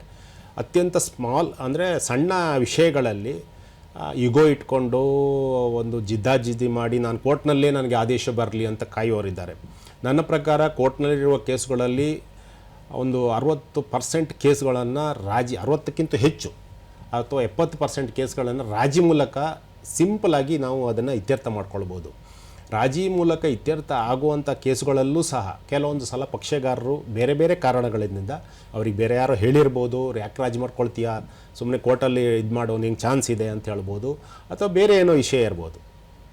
ಆ ಕಾರಣಕ್ಕಾಗಿ ಅವ್ರು ಬರೋದಿಲ್ಲ. ಅದರಿಂದ ಯಾರು ಪಾಪ ಇನ್ನೊಂದು ಪಕ್ಷಗಾರ ಇಂಟ್ರೆಸ್ಟ್ ಇರುತ್ತೆ ನನಗೆ ರಾಜಿ ಮಾಡ್ಕೊಳ್ತೀನಿ ನಾನು ಅಂತೇಳಿ, ಆದರೂ ಅವರು ಬರೋದಿಲ್ಲ. ಇದು ಅರಿವಿನ ಕೊರತೆ ಅಂತ ನನ್ನ ಅಭಿಪ್ರಾಯ. ಅದಕ್ಕೋಸ್ಕರ ಇಂಥ ಕಾರ್ಯಕ್ರಮಗಳನ್ನು ಮಾಡಿ ಜನರಿಗೆ ಮನಮುಟ್ಟುವಂತೆ ನಾವು ವಿಷಯವನ್ನು ಹೇಳ್ತಿದ್ದೇವೆ. ನಾನು ಒಂದು ಸಣ್ಣ ಉದಾಹರಣೆಯನ್ನು ಕೊಡ್ತೇನೆ. ನಾನು ಒಂದು 4 ವರ್ಷದ ಹಿಂದೆ ಹೈಕೋರ್ಟ್ನಲ್ಲಿ ಒಂದು ಸಿವಿಲ್ ವ್ಯಾಜ್ಯ ಇತ್ತು, ಅಣ್ಣ ತಮ್ಮಂದಿರ ನಡುವ ಪಾಲ್ ವ್ಯಾಜ್ಯ. ಕೆಳಕ ಮಟ್ಟದ ಕೋರ್ಟ್ಗಳಲ್ಲಿ ಅದು ತೀರ್ಮಾನ ಆಗಿ ಅದನ್ನು ಡಿಸ್ಟ್ರಿಕ್ಟ್ ಕೋರ್ಟ್ ಬಂತು. ದೆನ್ ಹೈಕೋರ್ಟಿಗೆ ಬಂದಾಗ ಅದು 13 ವರ್ಷ ಆಗಿತ್ತು. ಆ ಕೇಸನ್ನು ನಾವು ಲೋಕದಾಲತ್ನಲ್ಲಿ ಇಟ್ಟಾಗ ಮಾನ್ಯ ಉಚ್ಚ ನ್ಯಾಯಾಲಯದ ನ್ಯಾಯಮೂರ್ತಿಗಳೇ ಸಂಧಾನಕಾರರಾಗಿ ಇದ್ದರು, ಒಬ್ಬರು ವಕೀಲರು ಸಹ ಇದ್ದರು. ಅಲ್ಲಿ ಅವರು 6 ಜನ ಅಣ್ಣ ತಮ್ಮಂದಿರಿದ್ದರು. ಮಾತುಕತೆ ಆಡಿ ಕೇಸ್ ಸೆಟ್ಲಾಯಿತು. ಸೆಟ್ಲಾಗಿ ಹೊರಗೆ ಅಲ್ಲಿ ಹೊರಗೆ ಜಸ್ಟ್ ಹೊರಗೆ ಬರ್ತಾ ಅಣ್ಣ ತಮ್ಮನನ್ನು ತಬ್ಬಿ ಹಿಡ್ಕೊಳ್ತಾರೆ, ಅವರಿಬ್ಬರ ಕಣ್ಣಲ್ಲಿ ನೀರು ಬರುತ್ತೆ. ಆಗ ನಾನು ಮಾತಾಡಿಸಿದಾಗ ಅವ ಹೇಳ್ತಾನೆ, ತಮ್ಮ ಹೇಳ್ದ, ಸರ್ ನಾನು ಈ ಕೇಸ್ ಹಾಕಿದ 13 ವರ್ಷ ನನ್ನ ಅಣ್ಣನ ಹತ್ರ ನಾನು ಮಾತಾಡಿಲ್ಲ, ಅಣ್ಣನ ಮಗಳ ಮದುವೆಗೂ ನಾನು ಹೋಗಿರಲಿಲ್ಲ. ಯಾಕಂದರೆ ನಾನು ಕೋರ್ಟಲ್ಲಿ ಕೇಸ್ ಇತ್ತು, ನಾನು ಒಂಥರ ವೈರಿ ಥರ ನಾನು ಅವನನ್ನು ನೋಡ್ತಿದ್ದೆ. ಬಹುಶಃ ಇವತ್ತು ನನಗೆ ಎಷ್ಟು ತಪ್ಪು ಮಾಡಿದ್ದೀನಿ ಅಂತ ಹೇಳಿ ನನ್ನ ಮನವರಿಕೆ ಆಗ್ತಾಯಿದೆ ಸರ್ ಅಂಥೇಳಿ. ಬಹುಶಃ ಇದ್ರ ಯಾಕೆ ನಾನು ಹೇಳ್ತಿದ್ದೀನಿ ಅಂತಂದರೆ, ಒಂದು ಸಂಬಂಧವನ್ನು ಉಳಿಸ್ತಕ್ಕಂಥ, ಬ್ರೇಕ್ ಮಾಡೋದಲ್ಲ, ಇಲ್ಲಿ ಸಂಬಂಧಗಳನ್ನು ಉಳಿಸ್ತಕ್ಕಂಥ ಒಂದು ವ್ಯವಸ್ಥೆ. ಆದ್ದರಿಂದ ಇದನ್ನು ಜನರು, ನಾನು ಅತ್ಯಂತ ಕಳಕಳಿಯಿಂದ ಮನವಿ ಮಾಡ್ಕೊಳ್ತೇನೆ, ದಯವಿಟ್ಟು ಇದರ ಉಪಯೋಗವನ್ನು ಅರ್ಥ ಮಾಡ್ಕೊಳ್ಳಿ. ಬೇರೆ ಯಾರಿಗೋಸ್ಕರ ನೀವು ರಾಜಿ ಮಾಡ್ಕೊಳ್ಳಿಕ್ಕೆ ಹೋಗ್ತಾ ಇಲ್ಲ, ನಿಮಗೋಸ್ಕರ, ನಿಮ್ಮ ನೆಮ್ಮದಿಗೋಸ್ಕರ, ನಿಮ್ಮ ಕುಟುಂಬದ ಒಳಿತಿಗೋಸ್ಕರ, ಅಥವಾ ನಿಮ್ಮ ಒಂದು ಹಣಕಾಸು ಸಮಯದ ವ್ಯರ್ಥವನ್ನು ತಡೆಯೋದಕ್ಕೋಸ್ಕರ ನೀವು ಮಾಡ್ತಕ್ಕಂಥ ಒಂದು ರಾಜಿ. ಆದ್ದರಿಂದ ಇದು ರಾಜಿ ವ್ಯವಸ್ಥೆ ಇರುವುದು ನಿಮಗೋಸ್ಕರ, ಪಕ್ಷಗಾರರಿಗೋಸ್ಕರ ಇರ್ತಕ್ಕಂಥ ವ್ಯವಸ್ಥೆ. ಇಲ್ಲಿ ಯಾರೂ ನಿಮಗೆ ಆದೇಶ ಮಾಡೋದಿಲ್ಲ, ನಿಮಗೆ ಫೋರ್ಸ್ ಮಾಡೋದಿಲ್ಲ, ಬರಲೇಬೇಕು ಅಂತ ಹೇಳೋದಿಲ್ಲ. ನೋಟಿಸ್ ಕೊಡ್ತಾರೆ, ನ್ಯಾಯಾಧೀಶರು ನಿಮ್ಗೆ ಹೇಳ್ಬೋದು ಕೋರ್ಟ್ನಲ್ಲಿ, ದಯವಿಟ್ಟು ಲೋಕ ಅದಾಲತ್ಗೆ ಹೋಗಿ ಒಂದು ಸಲ ಸೆಟ್ಲ್ ಮಾಡ್ಕೊಳ್ಳಿಕ್ಕೆ ಪ್ರಯತ್ನ ಮಾಡಿ ಅಂತ ಹೇಳ್ಬೋದು. ಅಥವಾ ನಿಮ್ಮ ವಕೀಲರು ನಿಮಗೆ ಬುದ್ಧಿವಾದ ಹೇಳ್ಬೋದು, ರಾಜಿ ಮಾಡ್ಕೊಳ್ರಿ ಅಂತ ಹೇಳಿ. ನೀವು ಲೋಕ ಅದಾಲತಿಗೆ ಹೋಗಿ ಕೂತ್ಕೊಂಡು ರಾಜಿ ಮಾಡಲಿಕ್ಕೆ ಪ್ರಯತ್ನ ಮಾಡಿ. ಕೆಲವೊಂದು ಸಲ ಎಲ್ಲ ಕೇಸು ರಾಜಿ ಆಗಬೇಕಂತಿಲ್ಲ, ಆಗ್ಲಿಕ್ಕೆ ಸಾಧ್ಯವೂ ಇಲ್ಲ. ಅಲ್ಲಿ ಆಗದಿದ್ದರೆ ವಾಪಸ್ ಕೋರ್ಟಿಗೆ ಬರುತ್ತೆ. ಕೋರ್ಟ್ನಲ್ಲಿ ಯಥಾವತ್ತಾಗಿ ಏನು ಕಾನೂನು ಪ್ರಕಾರ ಏನು ಪ್ರಕ್ರಿಯೆ ಆಗಬೇಕೋ ಅದು ಆಗ್ತದೆ. ಅಲ್ಲಿ ರಾಜಿ ಆದರೆ ಖಂಡಿತ ಅದು ನನ್ನ ಪ್ರಕಾರ ನಿಮ್ಮ ಪುಣ್ಯ, ಅದು ಆ ಕೇಸು ಅಲ್ಲಿಗೆ ಇತ್ಯರ್ಥ ಆಗುತ್ತೆ. ನಿಮಗೆ ಪ್ರತಿಯೊಂದು ಅಲ್ಲಿ ನೀವೇನು ಕೋರ್ಟ್ ಫೀ ಕೊಟ್ಟಿದ್ದೀರಿ, ಎಂಟೈರ್ ಕೋರ್ಟ್ ಫೀ ವಾಪಸ್ ಬರುತ್ತೆ ನಿಮಗೆ, ಅದೇ final. There is no appeal against that order. So ಇವೆಲ್ಲ ವ್ಯವಸ್ಥೆ ಇರೋದ್ರಿಂದ ಎಲ್ಲ ಜನರು ಆದಷ್ಟು ಪ್ರಕರಣಗಳಲ್ಲಿ ತಮ್ಮ ಕೇಸನ್ನು ಲೋಕಾದಾಲತ್ನಲ್ಲಿ ಅಥವಾ ಮಧ್ಯಸ್ಥಿಕೆ ಮೂಲಕ ರಾಜಿ ಮಾಡಿಕೊಳ್ಳಿಕ್ಕೆ ಪ್ರಯತ್ನ ಮಾಡಬೇಕು ಅಂತ ನಾನು ಮನವಿ ಮಾಡ್ತೇನೆ. ಸರ್, ಇವಾಗ ಒಂದು ಸಣ್ಣ ವಿರಾಮದ ನಂತರ ಇದ್ರ ಬಗ್ಗೆ ಮತ್ತಷ್ಟು ಡಿಸ್ಕಸ್ ಮಾಡೋಣ ಸರ್.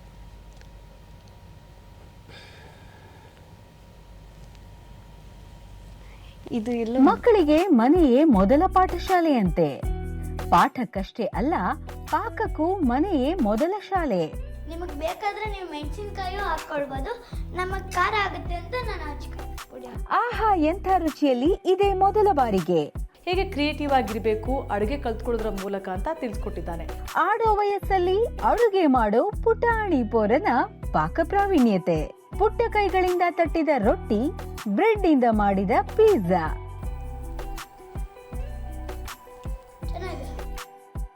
ಮಿಸ್ ಮಾಡದೆ ನೋಡಿ, ಆಹಾ ಎಂಥ ರುಚಿ. ಇದೇ ಮೇ 9 ಶನಿವಾರ ಮಧ್ಯಾಹ್ನ 3 ಗಂಟೆಗೆ.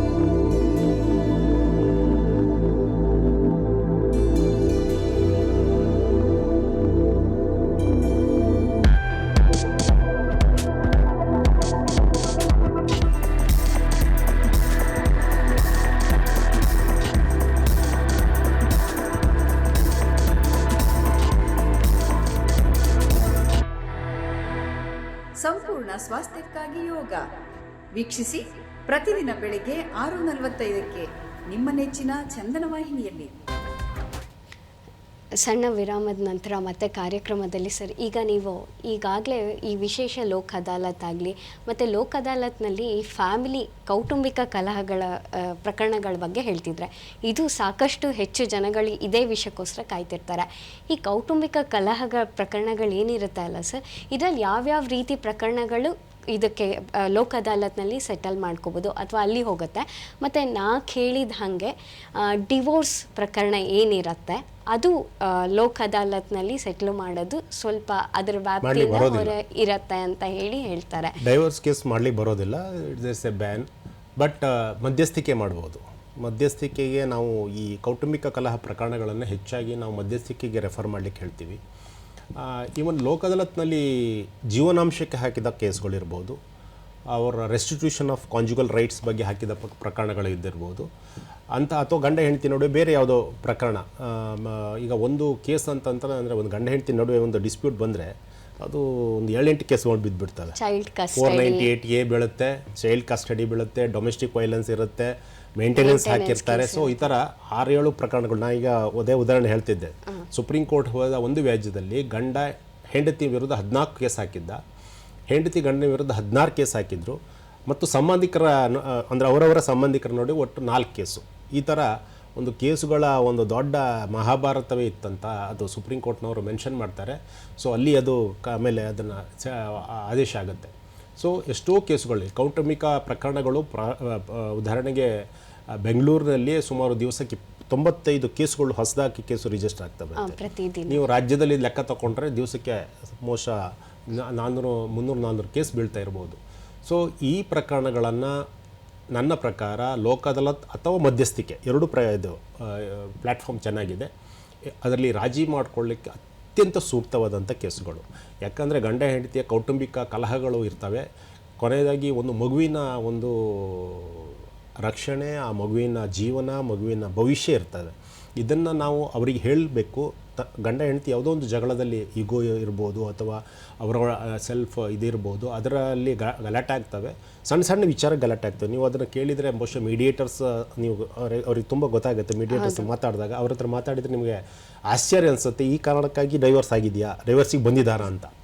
ಸೊ ಅಂಥ ಕೇಸುಗಳಲ್ಲಿ ಈ ಮಧ್ಯಸ್ಥಿಕೆ ಮಾಡೋದ್ರ ಮೂಲಕ ಅಥವಾ ರಾಜಿ ಮಾಡ್ಕೊಳ್ಳೋ ಮೂಲಕ ನಾವು ಕೇಸುಗಳನ್ನು ರಾಜಿ ಮಾಡ್ಕೊಳ್ಳಲಿಕ್ಕೆ ಸಹಾಯ ಮಾಡ್ಬೋದು. ನಮ್ಮ ಸ್ಟ್ಯಾಟಿಸ್ಟಿಕ್ಸ್ ಪ್ರಕಾರ ನಮ್ಮ ಲೋಕ ಅದಾಲತ್ನಲ್ಲಿ ಕಳೆದ 2025ರಲ್ಲಿ 4 ಮೆಗಾ ಲೋಕ ಅದಾಲತ್ನಲ್ಲಿ ಒಟ್ಟು 1357 ಜನ ಕಪಲ್ಸನ್ನು ನಾವು ರಿಯೂನಿಯನ್ ಮಾಡಿಸಿದ್ದೀವಿ. ಸೊ ಲೋಕ ಅದಾಲತ್ನಲ್ಲಿ ಅಲ್ಲೇ ಅವರು ರಾಜಿ ಮಾಡ್ಕೊಂಡಿದ್ದಾರೆ, ಅಲ್ಲೇ ಹಾರ ಬದಲಾವಣೆ ಮಾಡ್ಕೊಂಡು ಕೋರ್ಟ್ನಲ್ಲೇ ವಾಪಸ್ ಹೋಗಿದ್ದಾರೆ. ಸೊ ಇದು ಒಂದು ಒಳ್ಳೆಯ ವ್ಯವಸ್ಥೆ, ಸಂಬಂಧಗಳನ್ನು ಬೆಸೆತಕ್ಕಂಥ, ಜನರನ್ನು ಒಟ್ಟುಗೂಡಿಸ್ತಕ್ಕಂಥ ಒಂದು ವ್ಯವಸ್ಥೆ. ಇದರ ಬಗ್ಗೆ ಪ್ರಚಾರ ಹೆಚ್ಚು ಇಲ್ಲ, ನಾನು ಅದನ್ನು ಒಪ್ಕೊಳ್ಬೇಕಾಗತ್ತೆ.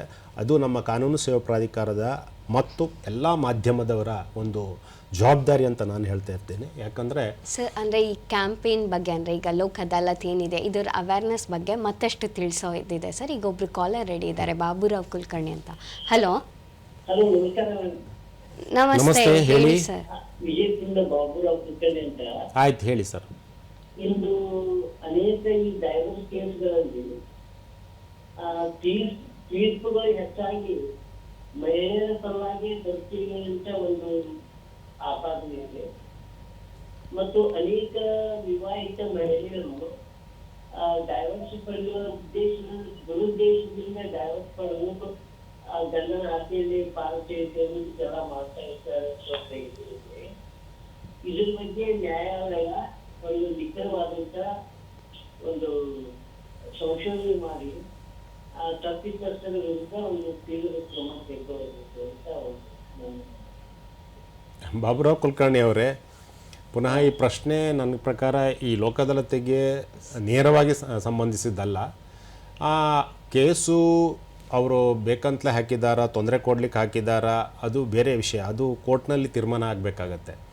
ನಾವು ಹೇಳ್ತಾ ಇರೋದು ಕಾನೂನು ಸೇವಾ ಪ್ರಾಧಿಕಾರದ ಮಂತ್ರ ಏನಂತಂದರೆ, ಅಥವಾ ನಾವು ಜನರಿಗೆ ಹೇಳ್ತಾ ಇರೋದು ಏನಂತಂದರೆ, ನಿಮ್ಮ ಕೇಸುಗಳು ಯಾವುದಾದ್ರೂ ಕೋರ್ಟ್ನಲ್ಲಿದ್ದರೆ ಅಥವಾ ಕೋರ್ಟಿಗೆ ಹಾಕಲಿಲ್ಲ, ನಿಮ್ಮಲ್ಲಿ ಇನ್ನೊಂದು ಡಿಸ್ಪ್ಯೂಟ್ ಇದೆ, ವ್ಯಾಜ್ಯ ಪೂರ್ವ ಪ್ರಕರಣ ಇದೆ, ಅಂಥ ಕೇಸುಗಳನ್ನು ರಾಜಿ ಮಾಡಿಕೊಳ್ಳಿಕ್ಕೆ ಒಂದು ಪ್ಲ್ಯಾಟ್ಫಾರ್ಮ್.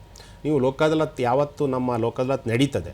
ಈಗ ಫಾರ್ ಎಕ್ಸಾಂಪಲ್ ನಮ್ಮ ರಾಷ್ಟ್ರೀಯ ಲೋಕ ಅದಾಲತ್ ಜನತಾ ನ್ಯಾಯಾಲಯವು 11/7 ಜುಲೈ, ಇದೇ ಬರತಕ್ಕಂಥ ಜುಲೈ 11ನೇ ತಾರೀಕಿನಂದು 2ನೇ ಶನಿವಾರದಂದು ಇಡೀ ರಾಜ್ಯಾದ್ಯಂತ ನಾವು ಮಾಡ್ತಾಯಿದ್ದೀವಿ. ಸೊ ನಿಮ್ಮ ಕೇಸುಗಳು ಯಾರದ್ದಾದರೂ ಕೇಸಿದ್ರೆ, ನೀವು ಅದನ್ನು ರಾಜಿ ಮಾಡ್ಕೊಳ್ಳಿಕ್ಕೆ ನಿಮ್ಮ ಮನಸ್ಸಿದ್ರೆ ಇಬ್ಬಯ ಪಕ್ಷಗಾರರಿಗೂ ತಿಳಿ ಹೇಳಿ ಅಥವಾ ನಿಮ್ಮ ವಕೀಲರ ಹತ್ರ ಹೇಳಿ ನ್ಯಾಯಾಧೀಶರ ಮುಂದೆ ಹೇಳಿದರೆ ಅವರು ಆ ಕೇಸನ್ನು ಈ ಪ್ರೀ ಲಿಟಿಗೇಷನ್ಗೆ ಇದಕ್ಕೆ ಕಳಿಸ್ಕೊಡ್ತಾರೆ. ಅಲ್ಲಿ ತೀರ್ಮಾನದ ಬಗ್ಗೆ ಮಾತುಕತೆ ಆಗ್ತದೆ. ಸೊ ಕೊನೆಯದಾಗಿ 11ನೇ ತಾರೀಕಿನಂದು ಆ ಕೇಸನ್ನು ರಾಜಿ ಮಾಡಿಕೊಳ್ಳಿಕ್ಕೆ ಸಾಧ್ಯ ಇದೆ. ಸೊ ದಯವಿಟ್ಟು ಅಂಥ ಪ್ರಕರಣಗಳು ಇದ್ದರೆ ನೀವು ಅದನ್ನು ಲೋಕ ಅದಾಲತಿಗೆ ಕಳಿಸ್ಕೊಡ್ಲಿಕ್ಕೆ ನೀವು ಮನವಿ ಮಾಡ್ಬೋದು. ಮತ್ತು ಇನ್ನೊಂದೇನೆಂದರೆ ಅವ್ರ ಪ್ರಶ್ನೆ ಪ್ರಕಾರ ಸರ್, ಅಂದರೆ ಹೆಣ್ಮಕ್ಳು ಪರವಾಗೇನೆ ಯಾವಾಗಲೂ ನ್ಯಾಯಾಲಯದಲ್ಲಿ ಆದೇಶ ಆಗುತ್ತೆ ಅಂತ. ಬಟ್ ಆದರೆ ಇದು ಆ ರೀತಿ ಅಲ್ಲ. ಅಲ್ಲಿ ಯಾವ ರೀತಿಯಾಗಿ ಕೇಸ್ಗಳಲ್ಲಿ ಮೆರಿಟ್ಸ್ ಇರುತ್ತೆ ಮತ್ತು ಲಾ ಏನು ಹೇಳುತ್ತೆ ಅದಕ್ಕೆ ಸಂಬಂಧಪಟ್ಟಂತೆ ಅದನ್ನು ನೋಡಿ ಲೋಕ ಅದಾಲತ್ನಲ್ಲಿ ಅದೊಂದು ನಿಮ್ಗೆಲ್ರಿಗೂ ಎಲ್ಲ ಸಾರ್ವಜನಿಕರಿಗೆ ನನ್ನ ಒಂದು ಮನವಿ, ಲೋಕ ಅದಾಲತಲ್ಲಿ ಪಕ್ಷ ಗೀಕ್ಷ ಏನಿಲ್ಲ. ಯಾಕಂದರೆ ಇದು ಯಾರದ್ದೋ ಅಲ್ಲಿ ಕೂತಂಥ ಸಂಧಾನಕಾರರು ಕೊಡೋ ತೀರ್ಪಲ್ಲ. ಅದು ಅಲ್ಲಿ ಬಂದು ಕೂತಂಥ ಇಬ್ಬಯ ಪಕ್ಷಗಾರರು ಮಾತುಕತೆ ಆಡಿ ಅವರೇ ತಮಗೆ ಬೇಕಾದ ಹಾಗೆ ಒಂದು ನ್ಯಾಯವನ್ನು ಪಡಿತಕ್ಕಂಥದ್ದು. ಅದಕ್ಕೆ ಜನತಾ ನ್ಯಾಯಾಲಯ ಅಂತ ಹೇಳಿ ಹೆಸರು. ಅಲ್ಲಿ ಯಾರೂ ನಿಮಗೆ ಈ ಥರನೇ ರಾಜಿ ಮಾಡ್ಕೊಳ್ಳಿ, ಈ ಥರನೇ ಇದು ಮಾಡಬೇಕು ಅಂತ ಹೇಳೋದಿಲ್ಲ. ನೀವಿಬ್ಬರು ಕೂತ್ಕೊಂಡು ನೀವು ಹೇಗೆ ರಾಜಿ ಮಾಡ್ಕೊಂಡು ಏನು ಒಳ್ಳೆಯದು ನಿಮಗೆ ಅದರ ಯಾವ ರೀತಿ ನಿಮ್ಗೆ ಅದು ಉಪಯೋಗ ಆಗುತ್ತೆ ಅನ್ನೋ ಬಗ್ಗೆ ನಿಮ್ಗೆ ಹೇಳ್ತಾರೆ ಹೊರತು ಇದೇ ಥರ ಮಾಡ್ಕೊಳ್ಳಿ ಅಂತ ಯಾರೂ ಹೇಳೋದಿಲ್ಲ. ನೀವು ನಿಮಗೆ ಬೇಕಾದ ಒಂದು ಫಾರ್ ಎಕ್ಸಾಂಪಲ್ ಒಂದು ಎಕರೆ ಜಮೀನಿದೆ, 3 ಜನ ಸಹೋದರರು, ಒಬ್ಬಳು ಸಹೋದರಿ ಇದ್ದಾಳೆ. ನೀವು ರಾಜಿ ಮಾಡ್ಕೊಳ್ಳೋ ಸಹೋದರಿ ಹೇಳ್ಬೋದು, ನಾನು ಗಂಡ ಮನೆಗೆ ಹೋಗಿದ್ದೀನಿ, ನನ್ನ ಗಂಡ ಚೆನ್ನಾಗಿದ್ದಾನೆ, ನನಗೆ ಪಾಲು ಬೇಡ, ನನ್ನ ಅಣ್ಣಂಗೆ ಕೊಡಿ.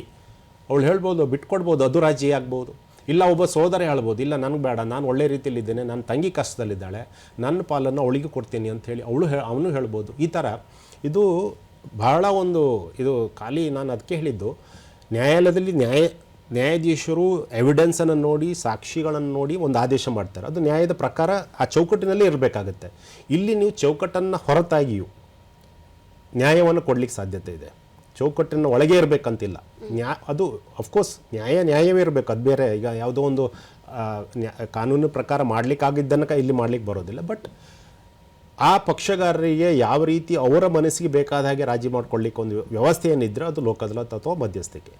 ಸರ್, ಮತ್ತೀಗ ಲೋಕ ಅದಾಲತ್ನಲ್ಲಿ ಏನು ಪ್ರಕರಣ ಇತ್ಯರ್ಥ ಆಗುತ್ತೆ ಅದನ್ನು ಚಾಲೆಂಜ್ ಮಾಡಲಿಕ್ಕೆ ಅಥವಾ ಅದರ ಅಗೇನ್ಸ್ಟ್ ಅಪೀಲ್ ಹೋಗಲಿಕ್ಕೆ ಇಲ್ಲ ಅಂಥೇಳಿ ಇದೆ. ಆದರೆ ಒಂದು ವೇಳೆ ಈಗ ಲೋಕ ಅದಾಲತಲ್ಲಿ ಮ್ಯಾಟರ್ನ ಸೆಟ್ಲ್ ಮಾಡ್ಕೊಂಡಿರ್ತಾರೆ, ಪ್ರಕರಣನ ಇಬ್ಬರು ಪಾರ್ಟಿಗಳು ಒಪ್ಪಿ ಅದ್ರ ಪ್ರಕಾರ ಪ್ರಕರಣ ಕೂಡ ಇತ್ಯರ್ಥ ಆಗಿರುತ್ತೆ. ಅದಾದ ನಂತರ ಆ ಆದೇಶಕ್ಕೆ ತಕ್ಕಂತ ಅವರು ನಡ್ಕೊಳ್ತಿರಲ್ಲ ಸರ್. ಬೈ ಚಾನ್ಸ್ ಇವಾಗ ಏನಾದರೂ ಮನಿ ರಿಲೇಟೆಡ್ಡು ಅಥವಾ ಯಾವುದಾದ್ರೂ ಒಂದೀಗ ಆಸ್ತಿನೇ ಪಾಲು ಕೊಡಬೇಕು, ಈ ಲೋಕ ಅದಾಲತ್ನಲ್ಲಿ ಒಪ್ಕೊಂಡಿರ್ತಾರೆ. ಬಟ್ ಆದರೆ ಅದಾದ ನಂತರ ಅದರಿಂದ ಹೊರಗಡೆ ಬಂದಮೇಲೆ ಅವ್ರು ಅದನ್ನು ಮಾಡ್ತಿರಲ್ಲ. ಇಂಥ ಸಮಯದಲ್ಲಿ ಏನು ಮಾಡಬೇಕು? ಇದು ಒಳ್ಳೆ ಪ್ರಶ್ನೆ. ಸೊ ಇದು ಜನರಿಗೆ ಪ್ರಶ್ನೆ ಇರ್ಬೋದು. ಅಂದರೆ ನಾವು ರಾಜಿ ಮಾಡ್ಕೊಳ್ತೀವಿ, ಅಲ್ಲಿ ಒಪ್ಕೊಳ್ತಾರೆ, ಜಾಯಿಂಟ್ ಮೆಮೊ ಹಾಕಿರ್ತೀವಿ, ಆಮೇಲೆ ಒಪ್ಕೊಳ್ದಿದ್ರೆ ಏನು ಮಾಡೋದು ಅಂತ. ನಾನು ಅದಕ್ಕೆ ಹೇಳಿದೆ, ಲೋಕ ಅದಾಲತ್ನಲ್ಲಿ ನೀವು ರಾಜಿ ಮಾಡಿಕೊಂಡು ಒಂದು ಜಾಯಿಂಟ್ ಮೆಮೋನ ಹಾಕಿದರೆ, ರಾಜಿ ಅರ್ಜಿಯನ್ನು ಹಾಕಿದರೆ ಅಲ್ಲಿ ಟರ್ಮ್ಸ್ ಆ್ಯಂಡ್ ಕಂಡೀಷನ್ಸ್ ಇರುತ್ತೆ. ಪಕ್ಷಗಾರರ ಅಥವಾ ಪಿಟಿಷನರಿಗೆ ಅಥವಾ ಪ್ಲೇಂಟಿಫಿಗೆ ಅಥವಾ ವಾದಿಗೆ ಈ ಜಾಗ ಹೋಗಬೇಕು, ಪ್ರತಿವಾದಿಗೆ ಈ ಜಾಗ ಹೋಗಬೇಕು, ಎಲ್ಲ ಅದರಲ್ಲಿ ಡೀಟೇಲ್ಸ್ ಆಗಿರ್ತವೆ. ಒಂದು ವೇಳೆ ಅವರು ಆ ರೀತಿ ಮಾಡಲಿಲ್ಲ, ಈಗ ಯಾರೋ ಒಬ್ಬರು ಹೇಳಿದರು ಪೂರ್ತಿ ಆಸ್ತಿ ಅವರೇ ಇಟ್ಕೊಂಡಿದ್ದಾರೆ, ನಮಗೇನು ಕೊಡ್ತಾ ಇಲ್ಲ, ಅಲ್ಲಿ ಬರೋ ರೆಂಟ್ ಮೂಲಕ ಕೇಸ್ ನಡೆಸ್ತಾರೆ. ಸೊ ಅಂಥ ಸಂದರ್ಭದಲ್ಲಿ ಏನಾಗುತ್ತೆ ಅಂತಂದರೆ ಒಂದು ಅವಾರ್ಡ್ ಅಂತ ಆಗುತ್ತೆ. ಪ್ರತಿಯೊಂದು ಲೋಕ ಅದಾಲತ್ನಲ್ಲಿ ರಾಜಿ ಆದ ನಂತರ ಒಂದು ಅವಾರ್ಡ್ ಯಾವ ಥರ ಕೋರ್ಟ್ನಲ್ಲಿ ಡಿಕ್ರಿ ಮಾಡ್ತಾರೆ, ಜಜ್ಮೆಂಟ್ ಆದ ನಂತರ ಡಿಕ್ರಿ ಮಾಡ್ತಾರೆ, ಅದೇ ಥರ ಲೋಕ ಅದಾಲತ್ನಲ್ಲಿ ಒಂದು ಅವಾರ್ಡ್ ಮಾಡ್ತಾರೆ. ಈ ಅವಾರ್ಡು ಡಿಕ್ರಿ ಥರನೇ ಅದನ್ನು ಅಮಲ್ ಜಾರಿ ಮಾಡ್ಬೋದು, ಎಕ್ಸಿಕ್ಯೂಟ್ ಮಾಡ್ಬೋದು. ಕೋರ್ಟ್ನಲ್ಲಿ ಒಂದು ಅರ್ಜಿಯನ್ನು ಹಾಕಿ ನಾವು ಈ ಥರ ಲೋಕ ಅದಾಲತ್ನಲ್ಲಿ ರಾಜಿ ಆಗಿತ್ತು, ಆ ರಾಜಿಗೆ ಅವರು ಸರಿಯಾಗಿ ಮಾಡ್ತಾಯಿಲ್ಲ ಅಥವಾ ಹಣ ಕೊಡ್ತಾ ಇಲ್ಲ, ಯಾವುದೇ ಇದರಲ್ಲಿ ಏನು ರಾಜಿ ಆಗಿರುತ್ತೆ ಆ ಥರ ಆ ಕಂಡೀಷನ್ ಅವ್ರು ಕಂಪ್ಲೈ ಮಾಡದೇ ಇದ್ದರೆ ನ್ಯಾಯಾಲಯದಲ್ಲಿ ನೀವು ಹೋಗಿ ಒಂದು ಅರ್ಜಿ ಹಾಕಿದರೆ ನ್ಯಾಯಾಲಯವು ಕಾನೂನು ಪ್ರಕಾರ ಅವರ ಹತ್ರ ಅದನ್ನು ವಸೂಲಿ ಮಾಡೋದು ಅಥವಾ ಅದನ್ನು ಕಂಪ್ಲೈ ಮಾಡುವ ಬಗ್ಗೆ ಡೈರೆಕ್ಷನ್ ಕೊಡಲಿಕ್ಕೆ ಸಾಧ್ಯತೆ ಇದೆ. ಮತ್ತು ಸರ್, ಈ ಲೋಕ ಅದಾಲತ್ ನಡೆಯೋ ಟೈಮಲ್ಲಿ ಪಾರ್ಟಿಗಳು ಒಪ್ಕೊಂಡಿರ್ತಾರೆ, ನಾವು ಲೋಕ ಅದಾಲತಲ್ಲಿ ಪ್ರಕರಣ ಇತ್ಯರ್ಥ ಮಾಡ್ಕೊಳ್ತೀವಿ. ಆದರೆ ಆ ಸಮಯದಲ್ಲಿ ಅವರು ಅಂದರೆ ಊರಲ್ಲಿ ಇರೋದಿಲ್ಲ, ಬೇರೆ ಸ್ಟೇಟಿಗೋ ಅಥವಾ ಬೇರೆ ಡಿಸ್ಟ್ರಿಕ್ಕೋ ಅಥವಾ ಬೇರೆ ದೇಶಕ್ಕೆ ಆ ರೀತಿ ಹೋಗಿರ್ತಾರೆ. ಆದರೆ ಅವರಿಗೆ ಇದನ್ನು ಅಟೆಂಡ್ ಮಾಡಿ ಸಾಲ್ವ್ ಮಾಡ್ಕೋಬೇಕು. ಈ ಟೈಮಲ್ಲಿ ಅವರಿಗಿರೋ ಅಂಥ ಒಂದು ಅವಕಾಶ ಹೇಗೆ? ಇದು ಒಂದು ಒಳ್ಳೆ ಪ್ರಶ್ನೆ. ಇದನ್ನು ನಮ್ಮ ಪ್ಲ್ಯಾನ್ ಆಫ್ ಆ್ಯಕ್ಷನಲ್ಲೂ ನಾವು ಹೇಳಿದ್ದೀವಿ. ಏನಾಗುತ್ತೆ, ಇದು ಸುಪ್ರೀಂ ಕೋರ್ಟ್ನ ಕೇಸು. ಕೆಲವೊಂದು ಸಲ ಒಬ್ಬ ಪಕ್ಷಗಾರ ಬೇರೆ ಜಿಲ್ಲೆಯಲ್ಲಿರ್ಬೋದು, ಬೇರೆ ರಾಜ್ಯದಲ್ಲಿರ್ಬೋದು ಅಥವಾ ಹೊರ ದೇಶದಲ್ಲೂ ಇರ್ಬೋದು. ಈಗ ಫ್ಯಾಮಿಲಿ ಮ್ಯಾಟರ್ಸ್, ಗಂಡ ಅಮೇರಿಕದಲ್ಲೋ ಲಂಡನ್ನಲ್ಲೋ ಅಥವಾ ಜಪಾನ್ನಲ್ಲೋ ಇದ್ದಾರೆ ಅಂತಾದರೆ, ಹೆಂಡತಿ ಇಲ್ಲಿದ್ದಾಳೆ, ಮಗು ಇಲ್ಲಿದೆ, ರಾಜಿ ಮಾಡ್ಕೊಳ್ಳೋದಾದ್ರೆ ಹೇಗೆ ಮಾಡ್ಕೊಳ್ಳೋದು ಅದ್ರ ಬಗ್ಗೆನೂ ನಾನು ನಿರ್ದೇಶನ ಕೊಟ್ಟಿದ್ದೀವಿ. ಪ್ರತಿಯೊಂದು ಈ ಕೋರ್ಟ್ನಲ್ಲಿ ಒಂದು VC ಸೆಂಟ್ರನ್ನು ಮಾಡಬೇಕು, ವಿಡಿಯೋ ಕಾನ್ಫರೆನ್ಸ್ ಫೆಸಿಲಿಟಿ ಇರಬೇಕು. ಸೊ ಯಾರಾದರೂ ಆ ಪಕ್ಷಗಾರರು VC ಮೂಲಕ ಹಾಜರಾಗಿ ತಾನು ಮಾತಾಡ್ತೇನೆ ಅಂತ ಹೇಳಿದರೆ ಅವರಿಗೆ ಆ ವ್ಯವಸ್ಥೆಯನ್ನು ಕಲ್ಪಿಸಿ ಕೊಡ್ತಾ ಇದ್ದೇವೆ. ಸೊ ಯಾವುದೇ ರಾಜ್ಯದಲ್ಲಿ, ಬೇರೆ ಹೊರ ರಾಜ್ಯದಲ್ಲಿ ಇದ್ದರೂ ಸಹ ಅವರು ಆ ಒಂದು ಕೊಟ್ಟ ದಿನಾಂಕ ಮತ್ತು ಟೈಮಿಗೆ ಸರಿಯಾಗಿ ಅಲ್ಲಿ ಬರಬಹುದು, ಬಂದು ಆ ಮಾತುಕತೆಯಲ್ಲಿ ಪಾಲ್ಗೊಳ್ಬೋದು. ಸೊ ಅದು ಒಂದು ವ್ಯವಸ್ಥೆ. ಒಂದು ವೇಳೆ ಅವರಿಗೆ ಆ ಟೈಮಲ್ಲಿ ಸರಿಯಾಗಲಿಲ್ಲ ಅಥವಾ ಆ ದಿವಸ ಅವರಿಗೆ ರಾಜಿ ಮಾಡ್ಕೊಳ್ಳಿಕ್ಕಾಗಲಿಲ್ಲ ಅಂತಂತಂದರೆ ಪುನಃ ಅವ್ರಿಗೆ ಬೇಕಾದ ಅನುಕೂಲತೆ ಇದೆ, ಇನ್ನೊಂದು ಡೇಟ್ ತೊಗೊಳ್ಬೋದು. ಸೊ ಇದಿಷ್ಟೇ ಸಲ ಆಗಬೇಕಂತಿಲ್ಲ. ಲೋಕ ಅದಾಲತಲ್ಲಿ ಇವತ್ತೇ ಮುಗಿಬೇಕು ಅಂತ ಏನಿಲ್ಲ. ನಮಗೆ ಆಲ್ರೆಡಿ 4 ತಿಂಗಳ ಸಮಯ ಇದೆ. ಆದ್ದರಿಂದ ನೀವು ಆ ಡೇಟ್ ನಿಮ್ಗೆ ಕನ್ವೀನಿಯೆಂಟ್ ಇಲ್ಲ ಅಂತಂದರೆ ಬೇರೆ ಯಾವುದು, ಯಾಕಂದರೆ ಬೇರೆ ಬೇರೆ ದೇಶದಲ್ಲಿ ಬೇರೆ ಬೇರೆ ಟೈಮಿಂಗ್ಸ್ ಇರ್ತವೆ. ಸೊ ಅವರಿಗೆ ಬೇಕಾದ ಸಮಯವನ್ನು ನಮ್ಮ ಲೋಕ ಅದಾಲತಲ್ಲಿ ಅಲ್ಲಿ ಒಂದು ಗೂಗಲ್ ಫಾರ್ಮಲ್ಲಿ ಕ್ವೆರೀಸನ್ನು ಸಹ ಹಾಕಲಿಕ್ಕಿದೆ. ಸೊ ಅಲ್ಲಿ ನೀವು ಅದನ್ನು ಅಪ್ಲೋಡ್ ಮಾಡ್ಬೋದು. ಈ ಥರ ನನಗೆ ತೊಂದರೆ ಇದೆ, ದಯವಿಟ್ಟು ನನಗೆ ಬೇರೆ ಟೈಮ್ ಕೊಡಿ ಅಂತಂದರೆ ಖಂಡಿತವಾಗಿ ಅಥವಾ ಫೋನ್ ಮೂಲಕ ನೀವು ಕಾಂಟ್ಯಾಕ್ಟ್ ಮಾಡ್ಬೋದು. ಅವರು ನಿಮಗೆ ಬೇಕಾದ ನಿಮ್ಮ ಕನ್ವಿನಿಯೆಂಟ್ ಟೈಮನ್ನು ಕೊಡ್ತಾರೆ. ಆ ಸಂದರ್ಭದಲ್ಲಿ ನಿಮ್ಮ ಎದುರು ಪಕ್ಷಗಾರನ್ನು ಬರಲಿಕ್ಕೆ ಹೇಳ್ತಾರೆ. ಅಲ್ಲಿ ಕೂತು ಅದು ರಾಜಿ ಮಾಡ್ಕೊಳ್ಳಿಕ್ಕೆ ಸಾಧ್ಯತೆ. ಸರ್, ಇವಾಗ ಮತ್ತೊಬ್ಬರು ಕಾಲರ್ ರೆಡಿ ಇದ್ದಾರೆ. ಹಲೋ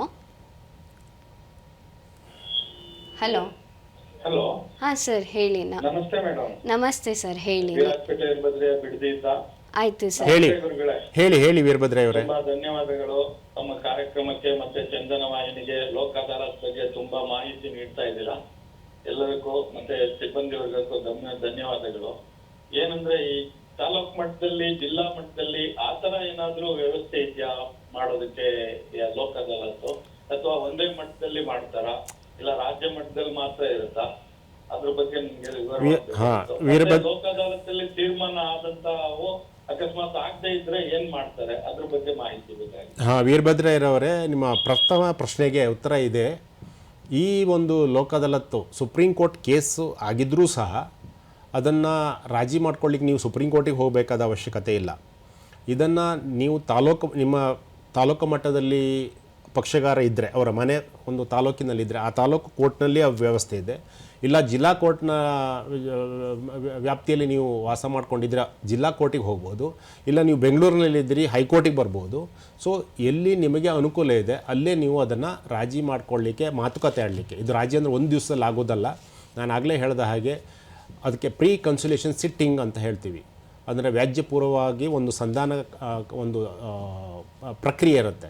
ಸೊ ಅಲ್ಲಿ ನಿಮ್ಮನ್ನು ಕರೆಸ್ತಾರೆ, ಅಲ್ಲಿ ಮಾತಾಡ್ತಾರೆ, ನಿಮಗೆ ತಿಳಿ ಹೇಳ್ತಾರೆ. ಪುನಃ ನೀವು ಇನ್ನೊಂದು ದಿವಸ ತಗೊಳ್ಬೋದು, ಇನ್ನೊಂದು ಡೇಟ್ ತೊಗೊಳ್ಬೋದು, ಅಲ್ಲಿ ಹೋಗ್ಬೋದು. ಸೊ ನಿಮಗೆ ನಿಮ್ಮ ಮನೆಯ ಹತ್ತಿರ ಇರ್ತಕ್ಕಂಥ ಒಂದು ಕೋರ್ಟ್ನ ಆವರಣದಲ್ಲಿ ಇದಕ್ಕೆ ವ್ಯವಸ್ಥೆ ಮಾಡಿದ್ದಾರೆ. ಸೊ ಪ್ರತಿಯೊಂದು ನಮ್ಮ 30 ಜಿಲ್ಲೆಯಲ್ಲಿ 159 ತಾಲೂಕುಗಳಲ್ಲಿ ನಮ್ಮಲ್ಲಿ ತಾಲೂಕು ಲೀಗಲ್ ಸರ್ವಿಸ್ ಕಮಿಟಿ ಸಹ ಇದ್ದಾವೆ. ಅಲ್ಲಿ ಈ ವ್ಯವಸ್ಥೆಯನ್ನು ಮಾಡಿದ್ದಾರೆ. VC ಫೆಸಿಲಿಟಿ ಸಹ ಇದೆ. ಆಮೇಲೆ 21, 22, 23 ಆಗಸ್ಟ್ ಅದು ಲೋಕ ಅದಾಲತ್ 3 ದಿವಸ ನಡೆಯತಕ್ಕಂಥದ್ದು ಸುಪ್ರೀಂ ಕೋರ್ಟ್ನಲ್ಲಿ. ಆ ದಿವಸ ಸುಪ್ರೀಂ ಕೋರ್ಟ್ನ ನ್ಯಾಯಮೂರ್ತಿಗಳು ಈ ಲೋಕ ಅದಾಲತ್ ಸಿಟ್ಟಿಂಗ್ನಲ್ಲಿ ಕೂತ್ಕೊಂಡಿರ್ತಾರೆ. ಸೀನಿಯರ್ ಅಡ್ವೊಕೇಟ್ಸ್ ಮತ್ತು ಸುಪ್ರೀಂ ಕೋರ್ಟ್ನ ನ್ಯಾಯಮೂರ್ತಿಗಳು. ಅವ್ರ ಜೊತೆಗೆ ನೀವು ಒಂದು ವೇಳೆ ರಾಜಿ ಆಗೋದಿದ್ದರೆ ಅದ್ರ ಜೊತೆಗೆ ನೇರವಾಗಿ VC ಮೂಲಕ ಸಂಪರ್ಕ ಮಾಡಲಿಕ್ಕೂ ಸಹ ವ್ಯವಸ್ಥೆ ಇದೆ. ಸೊ ಆ 3 ದಿವಸಗಳಲ್ಲಿ ನಾವು ನಿಮ್ಮ ಕೇಸುಗಳಲ್ಲಿ ನೀವು ಇತ್ಯರ್ಥ ಮಾಡಿಕೊಳ್ಳೋದಾದರೆ ನೇರವಾಗಿ VC ಮೂಲಕ ಸರ್ವೋಚ್ಚ ನ್ಯಾಯಾಲಯದ ನ್ಯಾಯಮೂರ್ತಿಗಳ ಆ ಒಂದು ಪೀಠಕ್ಕೆ ಅಲ್ಲಿ ಕೂತ್ಕೊಂಡಿರ್ತಾರೆ. ಆ ಒಂದು ಲೋಕ ಅದಾಲತ್ ಸಿಟ್ಟಿಂಗಿಗೆ ನಾವು ಕನೆಕ್ಟ್ ಮಾಡ್ತೀವಿ. ಅಲ್ಲಿ ನಿಮ್ಮನ್ನು ಅವರು ನ್ಯಾಯಮೂರ್ತಿಗಳು ಮಾತಾಡಿಸ್ತಾರೆ, ಕೇಳ್ತಾರೆ, ರಾಜಿ ಮಾಡಿಕೊಂಡ ಬಗ್ಗೆ ನಿಮ್ಮಲ್ಲಿ ವಿಚಾರಿಸ್ತಾರೆ. ನೀವು ಹೌದು ಅಂದ್ರೆ ಮಾತ್ರ ಅದು ರಾಜಿ ಆಗುತ್ತೆ. ಅದಕ್ಕೆ ಹೇಳಿದ್ದು ನಾನು, ಇದು ಪಕ್ಷಗಾರರ ಒಪ್ಪಿಗೆ ಮೇರೆ ಆಗ್ತಕ್ಕಂಥದ್ದು.